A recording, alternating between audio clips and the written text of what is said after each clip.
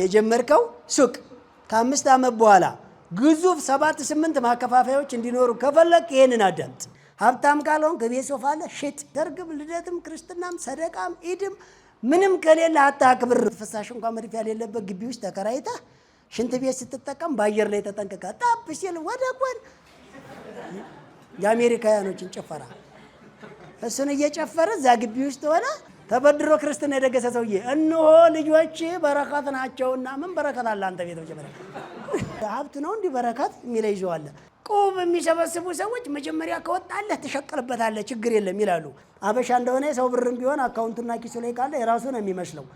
ሰራተኞች ላይ መጥቶ እንዲህ የቀዘቀዘ ድራፍት ፊቷ ላይ ደፍቶ አንተ መተህ ተጨማሪ ገፍትረህ ሰራተኛ ደንበኛ አስቀይመሻል ብለህ ያባረርክ እንዴት አድርገን አንተ ድርጅት የሚያድገው? ሰራተኛን የማያከብር ድርጅት መጀመሪያ የወረደ ነው ራሱ። ብዙ ቦታ ላይ የኛ ደንበኞች ደውሉና ሄሎ አቤት የኔ ፍቅር እላታለሁ ጭራሽ ስርዓት ያዝ ትለኛለች እንዴ? አንተ መጀመሪያ አንተ ፍቅር ነች እንዴ?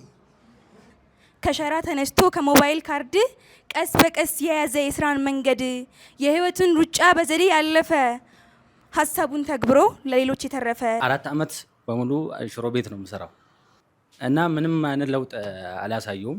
4 ዓመት በሙሉ አሁን 70 ሺህ ብር አለኝ። ቅርንጫፍ ነው የምከፍተው። እሱን አሳድሼ እሱንም ማሳድገው ሌላ ቅርንጫፍም ሌላ ቢዝነስም ራሱንም ትችላለህ፣ ግን እስከዛሬ በሄደበት እንዳትሄድ። የኔ ጥያቄ ስራ ሲጀምሩ ሰራተኛ ትቅጠሩ ብላል። እኔ የጀመርኩት እንጀራ ቤት ነው። ያለ ሰራተኛ እንዴት ተለጋጋሪ አይሆንም? እንዴት ይሆናል? ለምንድን ነው ሚስትህ ማጋግረው? መስራት ካልፈለገች እንዴ እንድትሰራ እንደምንም ብለህ አስረዳት። ካልተረዳች ሌላ ግባ።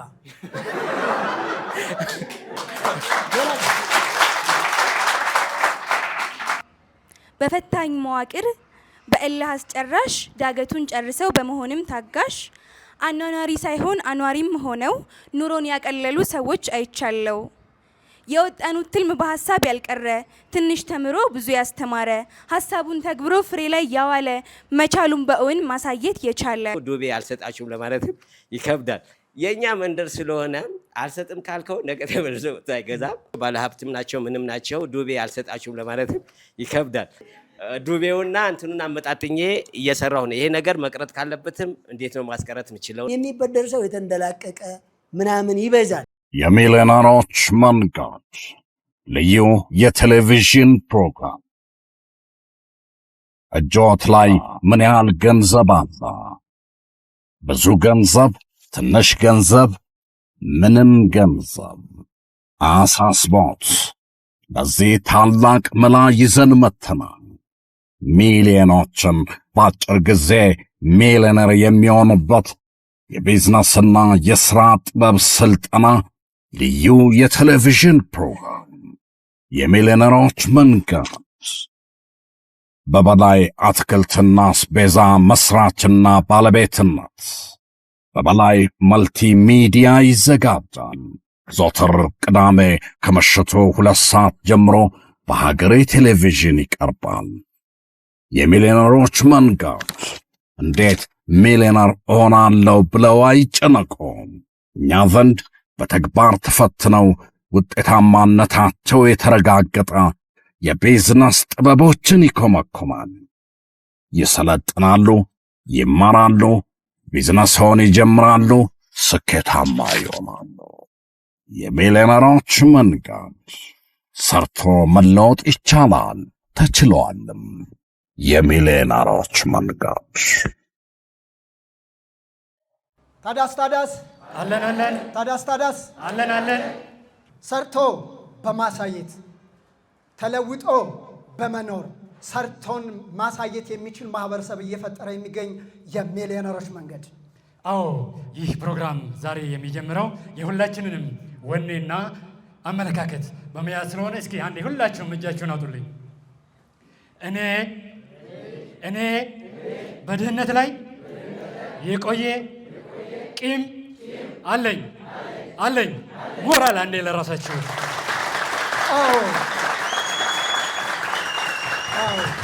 ለታሪክ የሚኮራ ለሐሳብ መነሻ የሥራው ሐኪም ወጌሻ በላይ ሞርዴን ሲያንጂ በላይ ሞርዴ ወደ መድረክ አሰልጣኛችን ያንሳል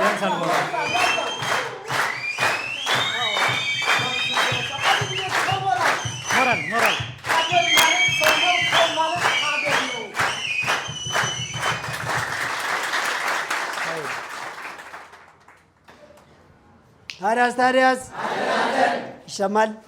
እንዴት አደራችሁ? ሁልጊዜ ጠዋት ነው፣ ንጋት ነው፣ ጅማሮ ነው እኛ ጋር። እውነት ሐሰት ገና ስላልሰራን በማንኛውም ቀንና ሰዓት ማንኛውንም ፕሮግራም ስንጀምር በማንኛውም ሃይማኖት ለአንድ ደቂቃ ፈጣሪን እንጠይቅ። ብድግ በሉና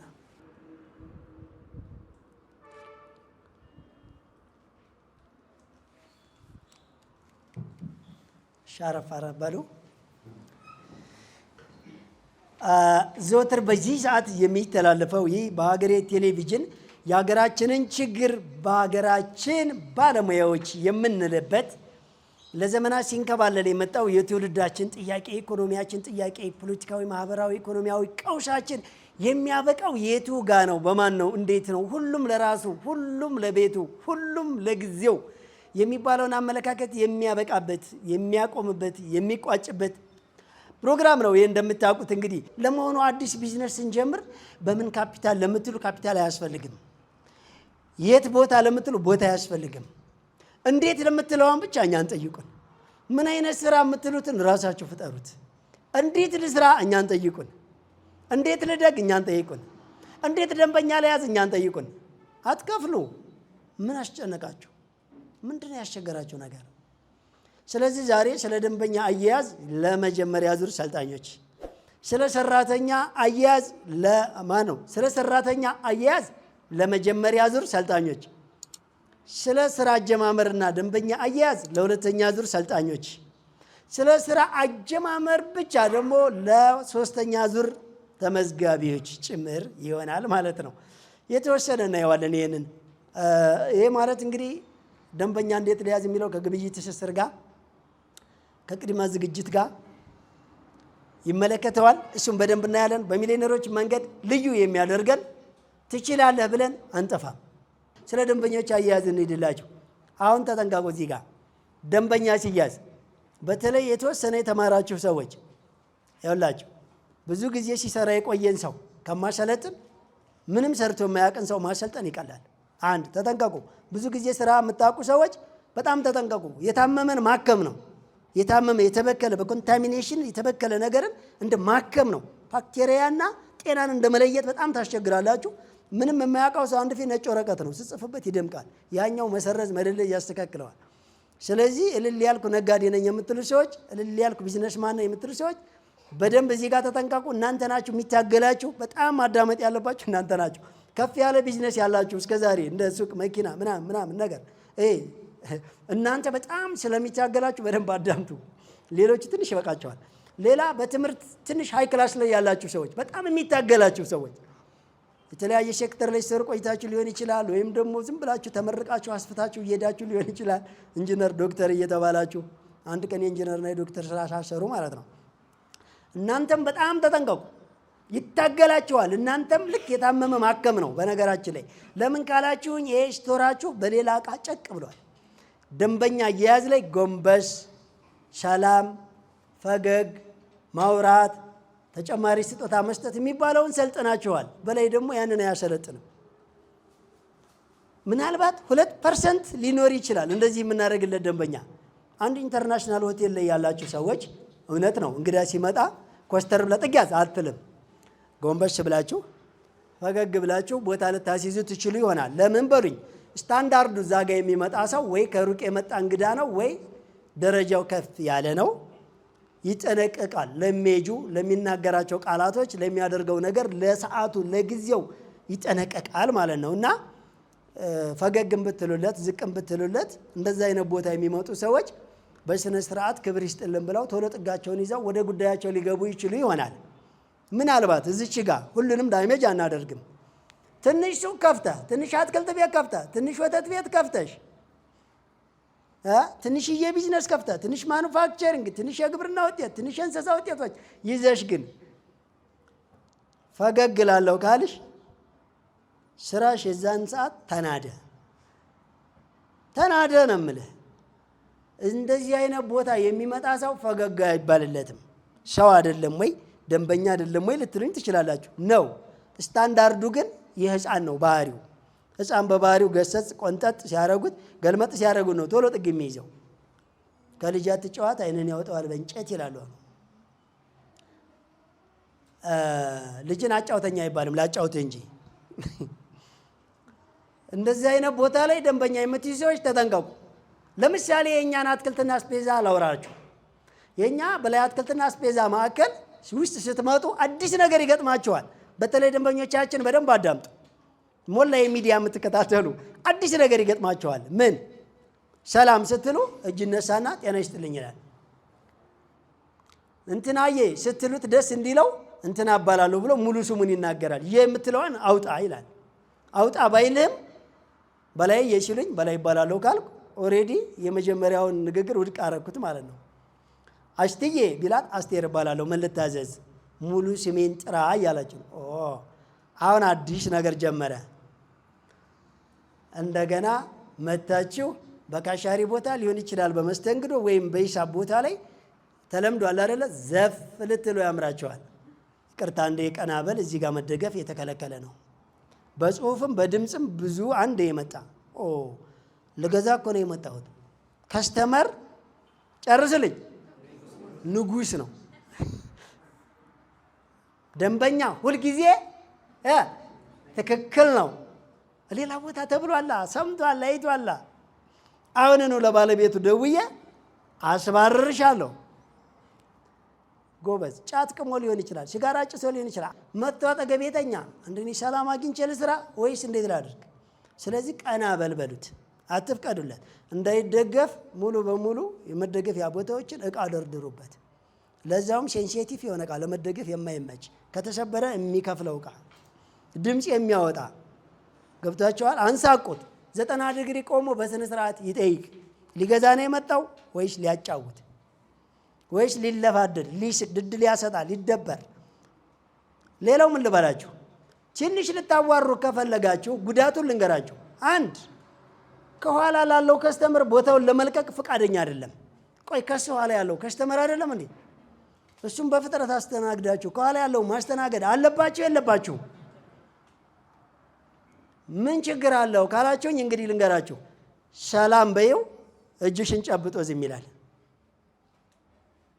ሰላምታ ነው ይሄ ወይስ ማነቅ ነው? ይሄ የስራ ቦታ ነው ወይስ የስር ቦታ? ታዲያ የሰው እጅን አስሮ የሚሰሩ እጆችን አስሮ ገብታችኋል። ሌላ ልንገራችሁ፣ መልስ ስትሰጡት አብሮ እጃችሁን ይጨብጣል። ብሩን የሰጣችሁት አካላችሁን።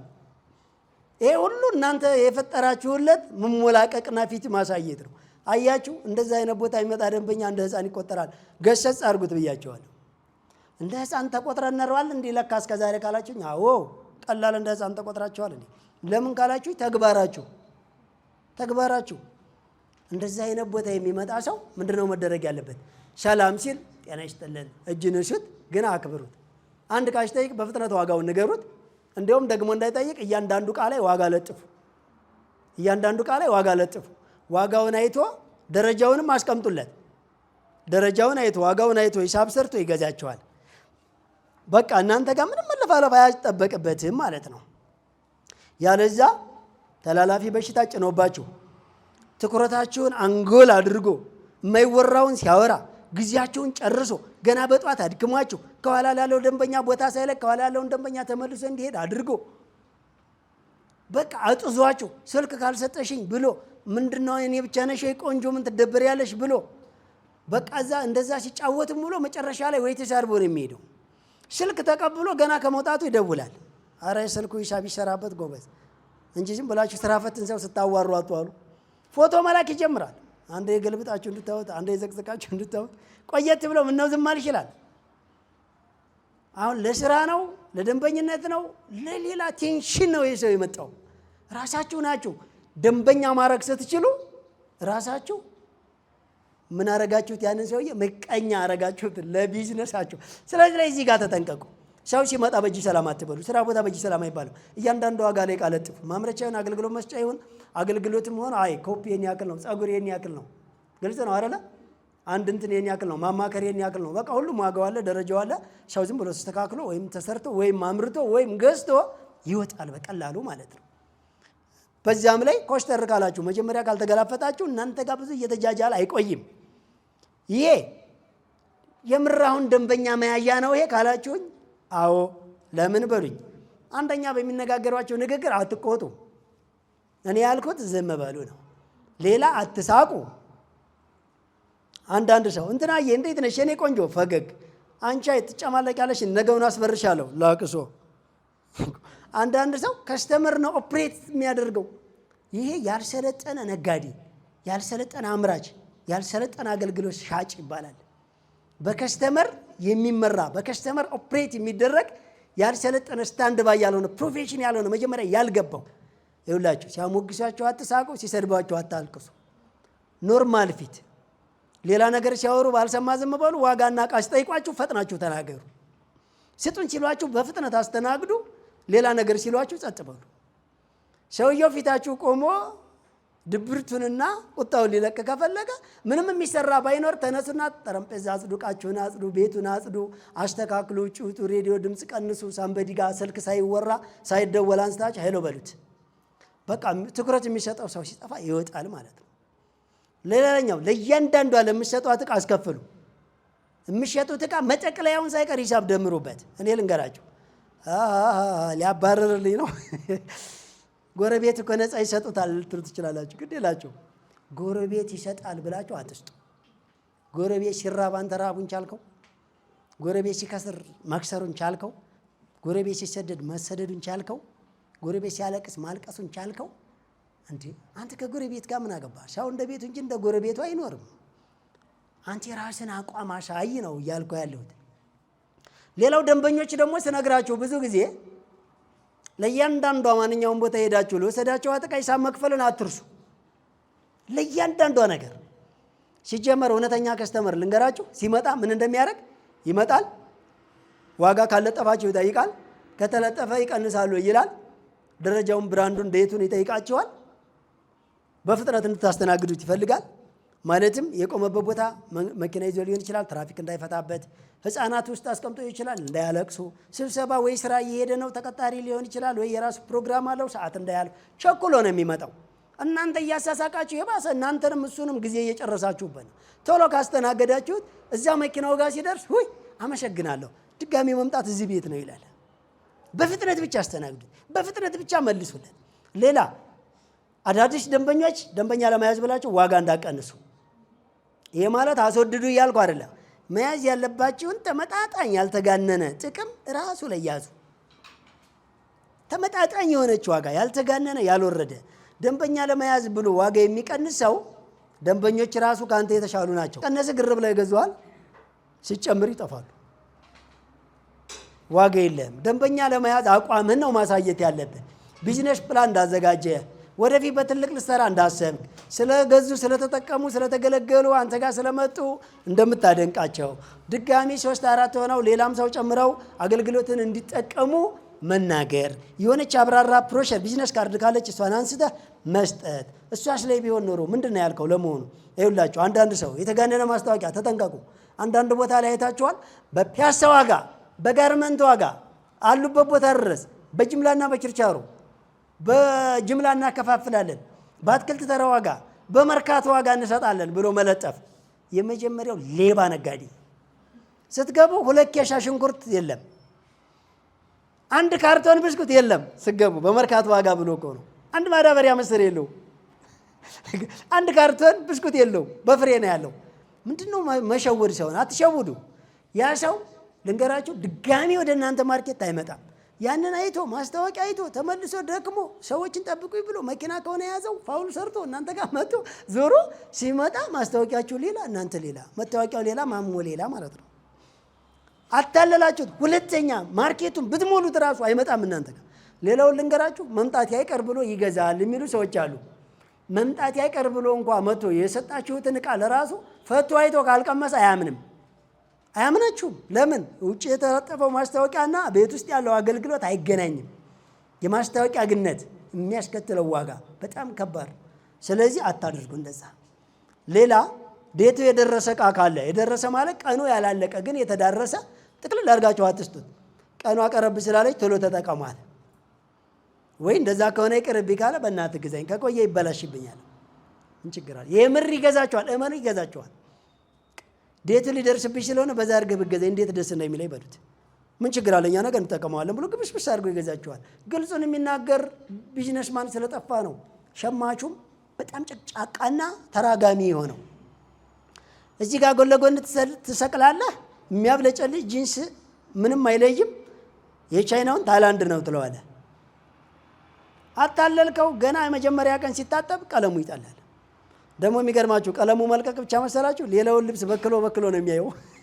እንዴት እንደሚናደድ አረ በሽጉጥ አለመምታቱ መጥቶ አታታል። ይቺ ታምራለች ግን ቶሎ ፌል ታረጋለች፣ ዋጋዋ ግን ቀነስ ያረጋል። ለጊዜው ምናምን ለማንጀቢያ ትሆናለች ብለ መሸጥ ይቻላል እኮ። የምሬን ይቻላል። የምር ነው የማወራችሁ። በቃ ሎካል ዕቃ አትሽጡ ማለት አይቻልም። እስከ መጨረሻው ደረጃ ድረስ መሸጥ ወንጀል አይደለም፣ ግን ንገሩት። በቃ የምታጭበረብሩ ከሆነ ደንበኛ አይመጣም። ማጭበርበርን አቁም። አንዳንድ ሰዎች ሚዛን ከውስጥ አስረው ከላይ ምረቃ ጣል ያደርጋሉ። አይታችኋል? አንዳንድ ሰዎች እንዲያው በተለይ ዘርፉን መጥራት ይደብራል እንጂ እንደ ጅብ እንደ አንበሳ ሆናችሁ የምታውቁ ከሆነ እዛ ተራ ስትሄዱ ታውቁታላችሁ። ይኸው ምረቃ ያዝ እንግዲህ ስትሄድ ሩብ ይጎለዋል። ግማሽ የሚሆን እኮ መርቆ ነበር። ምን በለው ድጋሚ ዛት መጣ። ድጋሚ እኮ ነው የምልህ። ለህፃን የሚሆን አለ? አዎ በደንብ ለህፃን ቀርቶ እኮ 3 ቀን ለተራበ ሰው አይሆንም ወይ? ለህፃን የሚሆን የለኝም ለዛሬው ትንሽ ቀስ አድርገህ በዚህ አይነት ነገር። እኔ አንዱ ስጋ ስጠኝ አልኩትና ቆንጆ ለጥብስ ስራው ሊቆርጥ ከጀመረው ወይ ወርች ነው ሲጠበስ ይጠነክራል አለኝ። ይሄ ተባረከ ሰው። የምር ለዚህ ሰው አንድ ያጨብጭብለት። ለዚህ ሰው አለና ወይ እንግዲህ ያው ይቅር ስለው እንዲሸጥም ፈልጓል። መሸወድ አልፈለገም። ግን ምን አለኝ? ግን እኮ ይሄ በጥሬ ቆንጆ ነው፣ ጥሬ አበሉም እንዴ አለኝ። አያችሁ? ጥሬ በዋዜ ይኸውልህ፣ አዋዜ ትጋማ እንዲጥፍ ብለህ እንትና ጋር እሱ ጋር አለ፣ ከሱ ጋር ግዛና ሄድ። ይሄ በጥሬ እንደ ኢትዮጵያ አይደለ እንዲ ቃጠል። ይኸውልህ መታ አድርገህ ፏ ብለዋል እንጂ ላርገው አይደል አለኝ። ተባረክ። እንዴው አንተ የምትፈልገውን ኪሎ አድርግ ነው ያልኩት። አያችሁ? የምትፈልገውን ኪሎ አድርግ። አይ የሚበቃን ያላሳብህም አላስገዛም ማለት። እስኪ እንደዚህ ይተዛዘን ሰው። ከዛ በኋላ ከሱ ሰው ነው የምገዛው። ሰው የምጠቁመው እዛ ነው። ገብቷቸዋል? አሁንም እኛ በሬ ካላረድን 3-4 ንቅል እንገዛዋለን አንዴ ማለት ነው። በቃ እንደዚህ ነው ነጋዴ ማለት። ግልጹን ነግረህ ያንተን ዕቃ ግን እንዲጠቀም ግን ግልጹን ነገረው። እንደዚህ እኮ ነው። እኛ ድንች በረከሰ ጊዜ ምን እንላለን? ድንች እኮ ይኸውልህ ምንም የጎንዮሽ ጉዳት የሌለው ምንም አይነት ጉዳት የሌለው ቀጥታ ተፈጥሮ የሰጠችን ነገር ቢኖር መጀመሪያ የቻይናና የአሜሪካ ግንባር ቀደም ምርት ማለት ያደገው ሀገሮች የሚጠቀሙት የሚገርም ነገር ማለት ድንች ነው። ታውቃለህ አለዋለሁ። በቃ 10 አድርገው። ለምን 20 አታደርገው? አድርገው። ምግብ ቤት ነው የምትሰሩት። የረከሰ ነገር አይደለም የምትጠቀሙት እኮ። እስኪ ስለረከሰ ነገር ሰርች አድርጋችሁ በፍላየር ቁጭ አድርጉላቸው ምግቡ ጋር ቲማቲም የያዘው ጥቅም ብላችሁ 1 ማንኪያ ምስር አድርጉና 2 ጭልፋ ቲማቲም አድርጉለት። በየአይነት እኮ ነው የሚሸጡት። ምንድነው ቲማቲም ሲል ይህችን ፍላየር አንበበሉት። ቲማቲም ይሄን ያክል ጥቅም አለው ጨምሪ። 1 ቴካዌ። የቀነሰን ነው መሸጥ ያለባችሁ። የቀነሰን ነገር ግን እንዴት አድርጋችሁ ነው የምታብራሩት? ስለዛ ጉዳይ ሰርች ማድረግ ይሄ ማለት ራሱን የቻለ ሂሳብንም ደንበኛንም የምትይዙበት ትልቅ መንገድ ነው እያልኳቸው ያላችሁት። ሁሉ በእጄ ሁሉ በደጄ እንዲሉ ወደ በላይ አትክልትና አስቤዛ ማዕከል ይምጡ።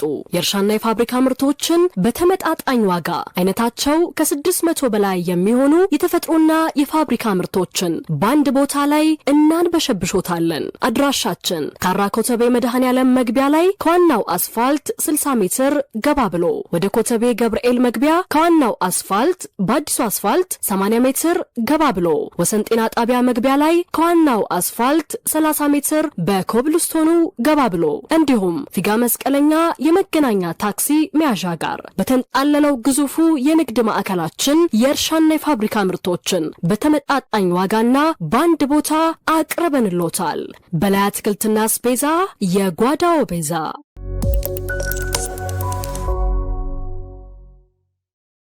ሌላው መጀመሪያ ዙር ሰልጣኝ ሆናችሁ ግን ሀብታችሁ ትንሽ ከፍ ስላለ ሰራተኛ ያስፈልጋችኋል። ሰራተኛ እንዴት እናያዝ የምትሉ በደንብ አዳምጡኝ። አንደኛ ተመላላሽ ሰራተኛ እንዳትቀጥሩ።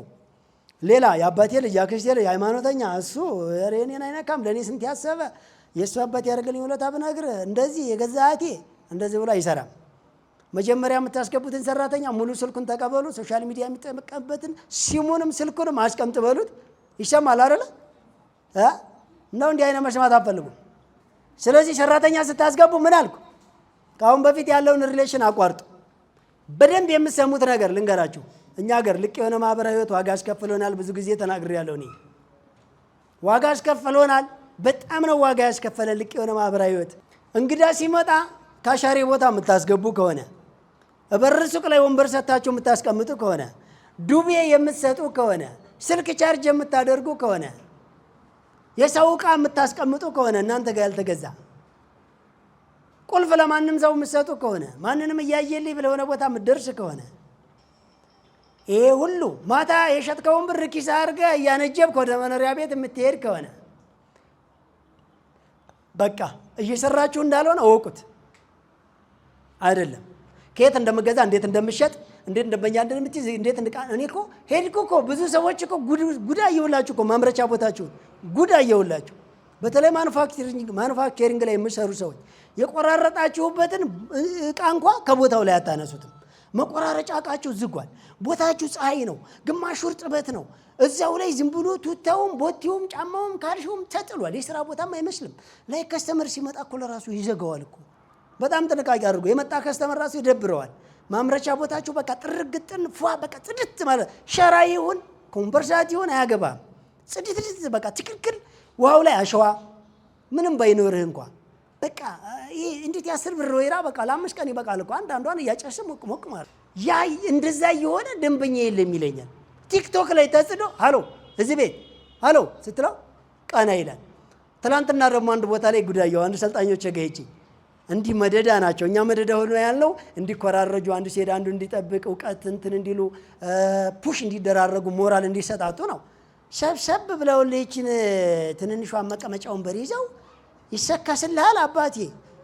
በቃ አንዱ ኳስ ከፍቷል፣ አንዱ ዳሌ እያየ ነው፣ አንዱ ደግሞ ኧረ በእናትህ ናምጠው በጣም የሚገርም ነገር ናጉድ ይቆልላክልየው ሁሉም ክፍት አድርገውታል። አንዱ ወተት ቤት ነው፣ አንዱ የሆነች አትክልት ቤት ነገር አስቀምጦ እዛ ትንኝ ይላል እንደ ሞተ እንስሳ ትንኝ ሰፍሮበታል። ዞር ብሎ ቼክ አላደረገውም። ፊት ለፊቱ ላይ ልንገራችሁ የታሸገ ጁስና የኮካ ኮላ ምርት እንደታሸገ ከነላስቲኩ ቁጭ አድርጎታል 4 እሽግ።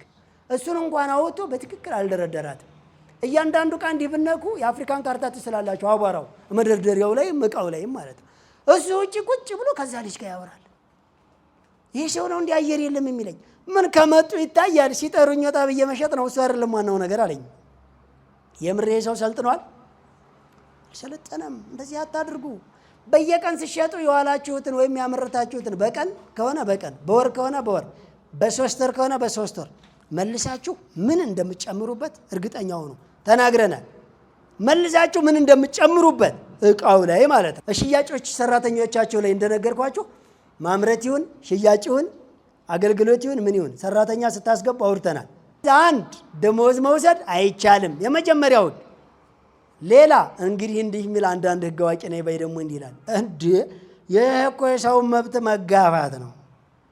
በንዑስ አንቀጽ ዝባር ሰራተኛና ማህበራዊ ጉዳይ መብቶች እንትን ምናምን የሚለው ይችላል።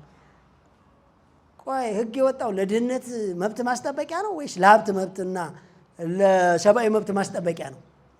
እንዴ አንድ ሰው የፈለገውን ያድርግ እያለን እኮ ጭራሽ እሳት መብላት ጀመረ። ሲጋራ ማጨስ ማለት ነው በገዛ ገንዘቡ። አይታችሁት? ስለዚህ አንደኛ ደሞዝ የሚባል አይወሰድም በል። ሁለተኛ መመላለስ የሚባል ነገር አይቻልም። ትዳር ካላቸው እስከ ትዳራቻቸው አምጣ። ለልጅ ቦታ ካለ ከነ ልጆቻቸው፣ ለልጅ ቦታ ከሌለ አይ በቃ ወጣት ሞልቷል መጀመሪያ ለወጣቱ ብለህ ምንም የሌላቸውን ሰዎች አንጣና አስገባ።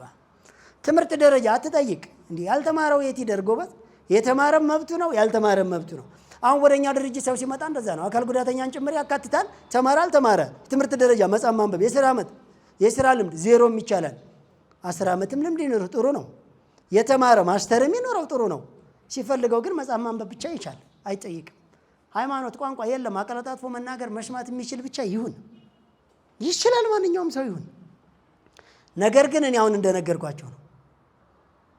አንደኛ መመላለስ አይቻልም። የሚኖረውም የሚመገበውም እናንተ በምኖሩበት እናንተ የምትመገቡትን የሚያወራውም ልክ እንደናንተ ለተወሰነ ጊዜ ለ2 ዓመት ምናምን ሊሆን ይችላል። ደሞዝ የሚባል አይወሰድም በሉት። የምትበላው የምትጠጣው ሁሉ ነገር ከኔ ጋር ለምን ትወስዳለህ? ስልክህን አስቀምጥ፣ ሶሻል ሚዲያ ምናምን አቋርጥ፣ ይችን ስልክ ተጠቀም። ለምን ካለ ደሞዝህም እውቀትህም ተጠራቅሞ ከ5 ዓመት በኋላ የራስህን ድርጅት ትከፍታለህ። እኔ 5 ዓመት ይረዝምብኛል ካለ እንግዲያው ሚኒመም 2 ዓመት በኋላ የራስህን ድርጅት እንድታቋቁም ሙሉ ወጪን እችላለሁ። ደሞዝ እንዳትወስድ። አንደኛ ደሞዙ እየተቀመጠለት ሲሄድ ሞራል ይኖረዋል፣ ደስ ይለዋል። እንዴት አስቦልኝ ነው ይላል። የምርም አስበህለታል እኮ። በየወር አንተ እየቀለብከው ለራሱ ደሞዙን ብከፍለው በየወር ጨርሶት ይመጣል። መቼም ዓመት ባለሀብት አይሆንም፣ ቦርኮ ነው የሚሆነው። አየናቸው እኮ በደንብ አየናቸው እኮ። እስኪ ማነው 5 ዓመት ሰው ቤት ሰርቶ ባለሀብት የሆነ? የእኛ ሰራተኞች ብቻ ናቸው፣ እንዳትጠራጠሩ። የመጀመሪያው በአፍሪካ ውስጥ ነው የማወራ። የመጀመሪያው 5 ዓመት ሰው ቤት ሰርቶ 5 ዓመት ሰው ድርጅት ተቀጣሪ ሆኖ ከ5 ዓመት በኋላ ግዙፍ የንግድ ማዕከል፣ የማምረቻ ማዕከል፣ የተለያዩ ተሽከርካሪዎች፣ የተለያዩ ኢንዱስትሪዎችን ያቋቋሙ እስካሁን የእኛ ሰራተኞች ናቸው። ለምን ካላችሁ ደሞዝ መውሰድ አይቻልም ስላልነው። ደሞዝ ወስዳለሁ ካለ መብትህ ነው፣ እንግዲያው ስራውን ልቀቅ ስንለው አይ ይላል። ታዲያ በምን ልንቀሳቀስ? ያው ሁሉን ነገር እኛ እንችላለን። ሌላው ልንገራቸው፣ የአጎቴ ልደት፣ የእናቴ ክርስትና፣ የአባቴ ሰደቃ ምናምን ካለ አይቻልም በሉት። ይሄን አምኖ ይግባ። ለምን? ለተወሰነ ጊዜ ማህበራዊ ህይወትን ገታ አድርግና መጀመሪያ ስራ ከ5 ዓመት በኋላ የገንዘብና የጊዜ ነፃነት ሲኖር ትዝናናለህ፣ ትሄዳለህ፣ ትውላለህ፣ ታከብራቸዋለህ ከነሱ ጋር ችግር የለውም በሉት። እንደዚህ አይነት ሰራተኛ ካስገባችሁ ብሩ ይጠራቀምለታል፣ ማናጀር አያስፈልገውም፣ ፍጹም ታማኝ ነው። ለምን ታማኝ ሆነ? ሌላ ስልክ አያወራም፣ ከሌላ ሰው ጋር አይውልም፣ ወደ ሌላ ቦታ አይንቀሳቀስም። ለምን ደስተኛ ሆነ? የተካበተ ገንዘብ የተካበተ ልምድ እያሳደገ ነው እናንተ ጋር። ነገ የራሱ ድርጅት ያቋቁማል። አያችሁት? ስራ ማያሳየው እናንተ ሰርታችሁ፣ እናንተ እዛው አድራችሁ፣ እናንተ እዛው ውላችሁ አሳዩት። በቃ ከእናንተ ጋር ስራ ቦታ ሄድ፣ ከእናንተ ጋር እቤት ይግባ፣ እናንተ የምትበሉትን ይብላ። እናንተ ራሱ ትልቅ አያጫውታችሁ ማለት። አሁን ትልቅ መጫወቻ ጊዜ የለንም ዳዎች ስለሆነ ማለት ነው። ትንሽ እንጫወት ነው እያልክ ያለሁት። ይኸውልህ አባቴ የጫማ ቅርጽና ትንንሽ የቁልፍ መያዣዎችን፣ ትንንሽ የቡና ጠጡ የምትባለዋ ወንበሮችን መስራትና የቀርቃ ወንበሮችን መገጣጠም። በ5,000 ብር የጀመርከው ፈርኒቸር በ2 ዓመት 5 ሚሊዮን እንዲደርስ ከፈለክ ይሄንን አዳምጥ።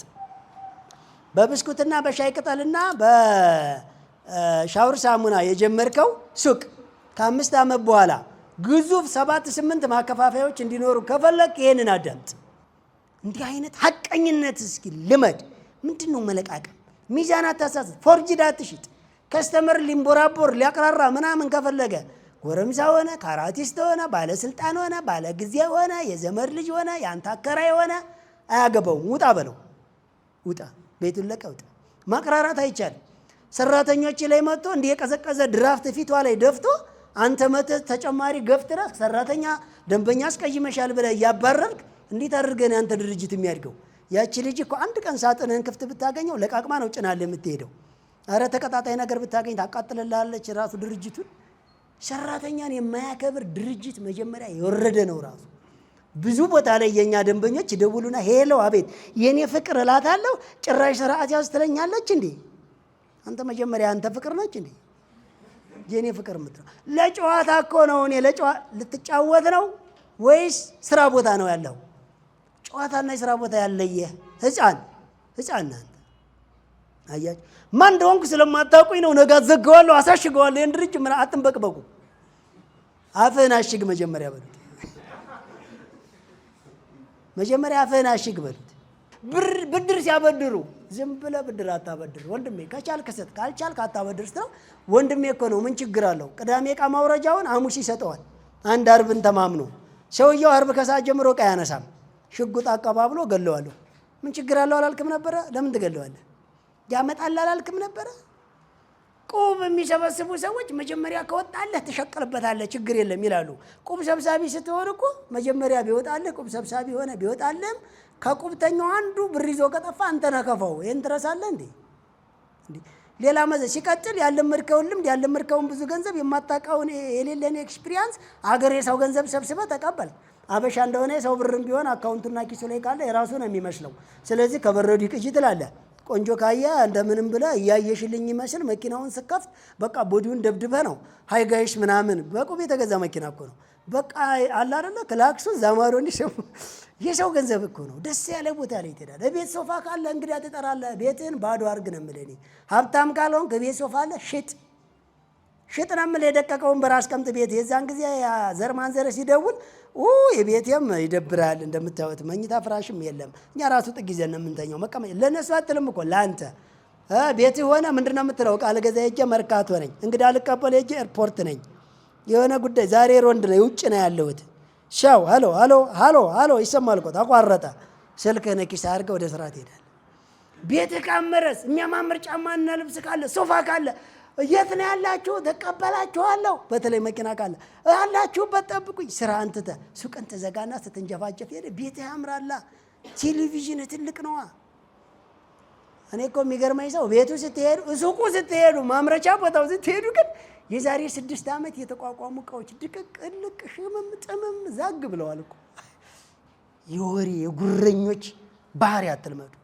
አየ ቤትህን ባዶ አድርግ አባቴ። መጀመሪያ በትንሹ በየወር 1 ሚሊዮን ሲኖርህ የዛን ጊዜ ቤትህን ማስፋፋት ትችላለህ። ሌላ ሰርግ የምትደግሱ ሰዎች ሰርግ ወደ ድህነት ከተማ ሰርጎ ገባ። ሰርግ መደገስ ያለበት አንደኛ ግቢ ትልቅና ሰፊ ከሆነ እኛ ሰርግ የደገስነው ግቢያችን ድንኳን መጣል ስለቻልን ነው። ሲኖር ትችላለህ። ሲኖርህማ ደግስ እንጂ እንደ ሰርግ ደስ የሚላል። አረ እንደውም ቀጣውን ሰርግ በአውሮፕላን ሁሉ ፍላየር እየበተንን እንችላለን።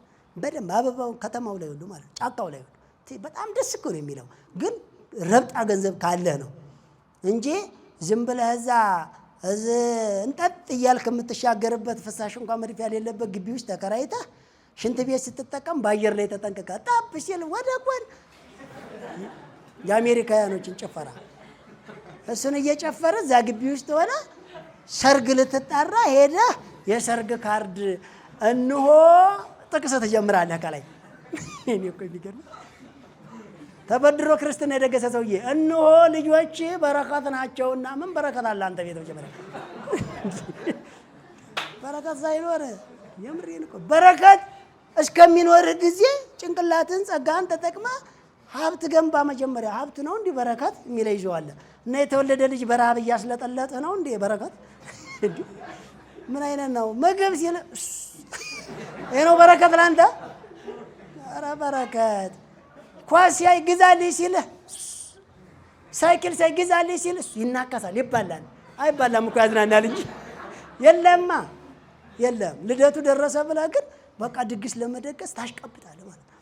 ስለዚህ ሰው ይሄ ጊዜና ኢኮኖሚያችንን በአግባቡ ስላንጠቀም ነው። አባቴ ኢትዮጵያ ወጣት አላት፣ ሀብት አላት፣ ሃይማኖት አላት፣ ውሃ አላት፣ አየር አላት፣ አፈር አላት። ይኸው አንተ ባለማምረትህ ከፓኪስታን ሩዝ እያስመጣን እያበላን ነው። ከህንድ ሩዝ እያመጣን እየሸጥንልህ ነው። አንተ ባለመስራትህ እኮ ነው። አንተ ባለመስራትህ ነው የማወራህ። ከሳውዲ ጁስ አመጣን እየሰጠን ነው፣ ዝናብ ከሌለበት ሀገር። ይኸውላችሁ አሁን ለገና ጊዜ እንግዲህ በዓል ደርሷል። ካላደረስክልኝ አልጋውን፣ ካላደረስክልኝ ብፌውን፣ ካላደረስክልኝ ወንበሩን ተብሎ የሚጣሉት ብዙ ፈርኒቸር ቤት አለ። ግን ስራ የለም ነው የሚልህ። ግን እኮ ከደንበኞቹ ጋር በሰዓቱ አላደረስክም ግብግብ ቅድሚያ ብር ሰጥተው ሁሉ አያደርስም። ማስታወቂያ አይሰራም፣ አይለጥፍም፣ ከች አይልም፣ ዞር ዞር አይልም። ቦታው ላይ ሲመጡ የለም። አሁን ጀምረውት አስጀምሮ ቆየት ብሎ ስትመጡ ጠፍቷል ጥሎት። ወይ ጫት ያኝካል፣ ወይ ሲጋራ ይለኩሳል፣ ወይ ቢራ ይጠጣል፣ ወይ ለቅሶ ሄዷል፣ ወይ ልደት ያከብራል ሄዶ ማለት ነው። አያችሁት? እንደዛ አይደረግም አባቴ። ሰርግም ልደትም ክርስትናም ሰደቃም ኢድም ምንም ከሌለ አታክብር ነው እያልኩ ያለሁት። ይሄ ምንም ከሌለ ይችን አስምሩባት። የባህልና ሃይማኖት ወረራ እንዳትሉ፣ ሸባብ እንዳትፈልጉ። ምንም ከሌለ ነው እያልኩ ያለሁት። ይሰማል? ካለ ግን ትችላለህ።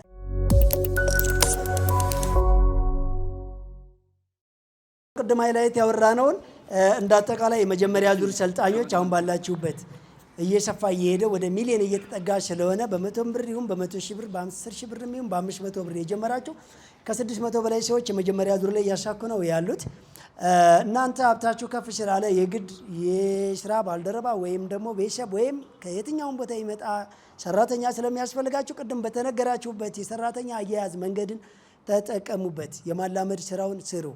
በቀላሉ ሀገርን ስንገነባ እኛ ብሄርንበት መንገድ ብቻ ሳይሆን በተለያየ መንገድ ይጠቅማል ብለን ያሰብነው ነገር ስለሆነ የደንበኛ አያያዝ ለመጀመሪያ ዙር ሰልጣኞች ለሁለተኛ ዙር ሰልጣኞች ደግሞ ገና ፍሬሽ ስለሆናችሁ ሁለተኛ ወር ላይ ስለሆናችሁ የደንበኛ አያያዝን ቅድም ሃይላይት ባወራነው መንገድ አድርጉ እንጂ የተለያዩ ስጦታዎችን በመስጠት በጣም ቅናሽ ነው ብሎ ማስተዋወቅ የተለያዩ ማባቢያዎችን በማድረግ ወይም በመሳቅና በመገልፈጥ ደንበኛ ለመያዝ እንዳትሞክሩ ነው የምንላችሁ። ስራ ቦታ ላይ በእጅ ሰላም ማለትን አታሳዩ፣ የተለያየ ዕቃ አታስቀምጡ፣ የሆነ ነገርን በስጦታ ወይም ደግሞ ቅናሽ ነው ብሎ በማባበል አርቲፊሻል ዕቃን ኦሪጂናል አስመስሎ በመሸጥ ነገርን ጥንቃቄ አድርጉ።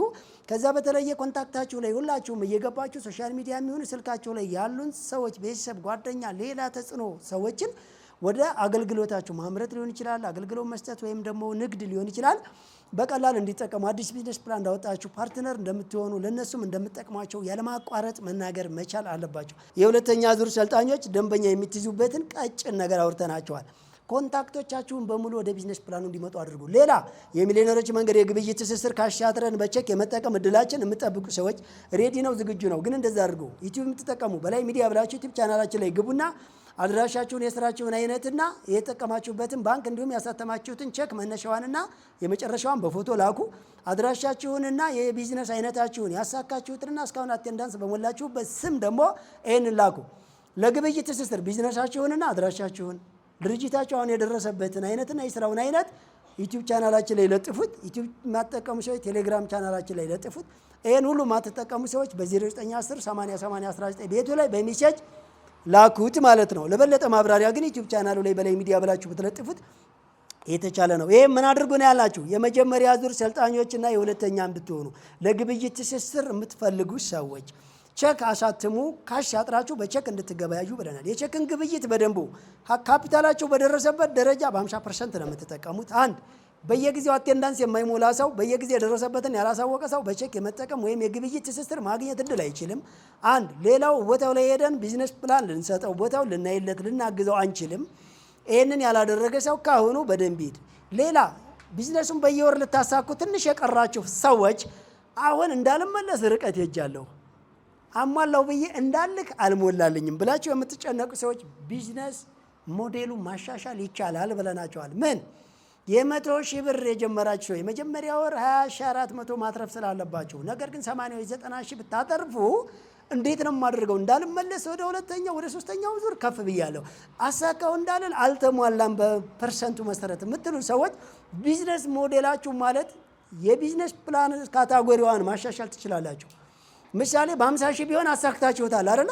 ስለዚህ በ100,000 የተመዘገብኩት ስለከበደኝ ይህ ቢዝነስ ፕላን በ50,000 ሬጂስተር ይደረግልኝ እንደገና እንዲመዘገብልኝ አሻሽሉልኝ። ያሳካው የስንት ሺውን ማለት ነው?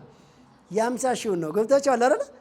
የ80,000 ከሆነ ያሳካችሁት ባሳካችሁበትና በአቅማችሁ ልክ ማሻሻል ይቻላል።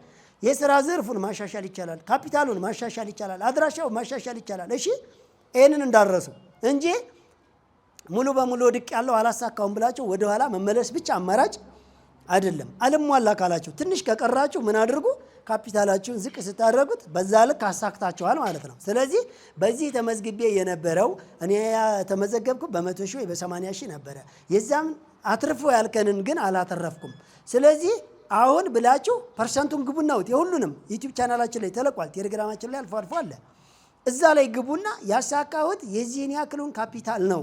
ስለዚህ ከዚህ በኋላ በዚህ ካፒታል ይመዝገብልኝ በዚህ የተመዘገብኩ ብላችሁ ማብራሪያ ላኩ። እኛ ዳታ ላይ ገብተን እናስተካክልላችኋለን።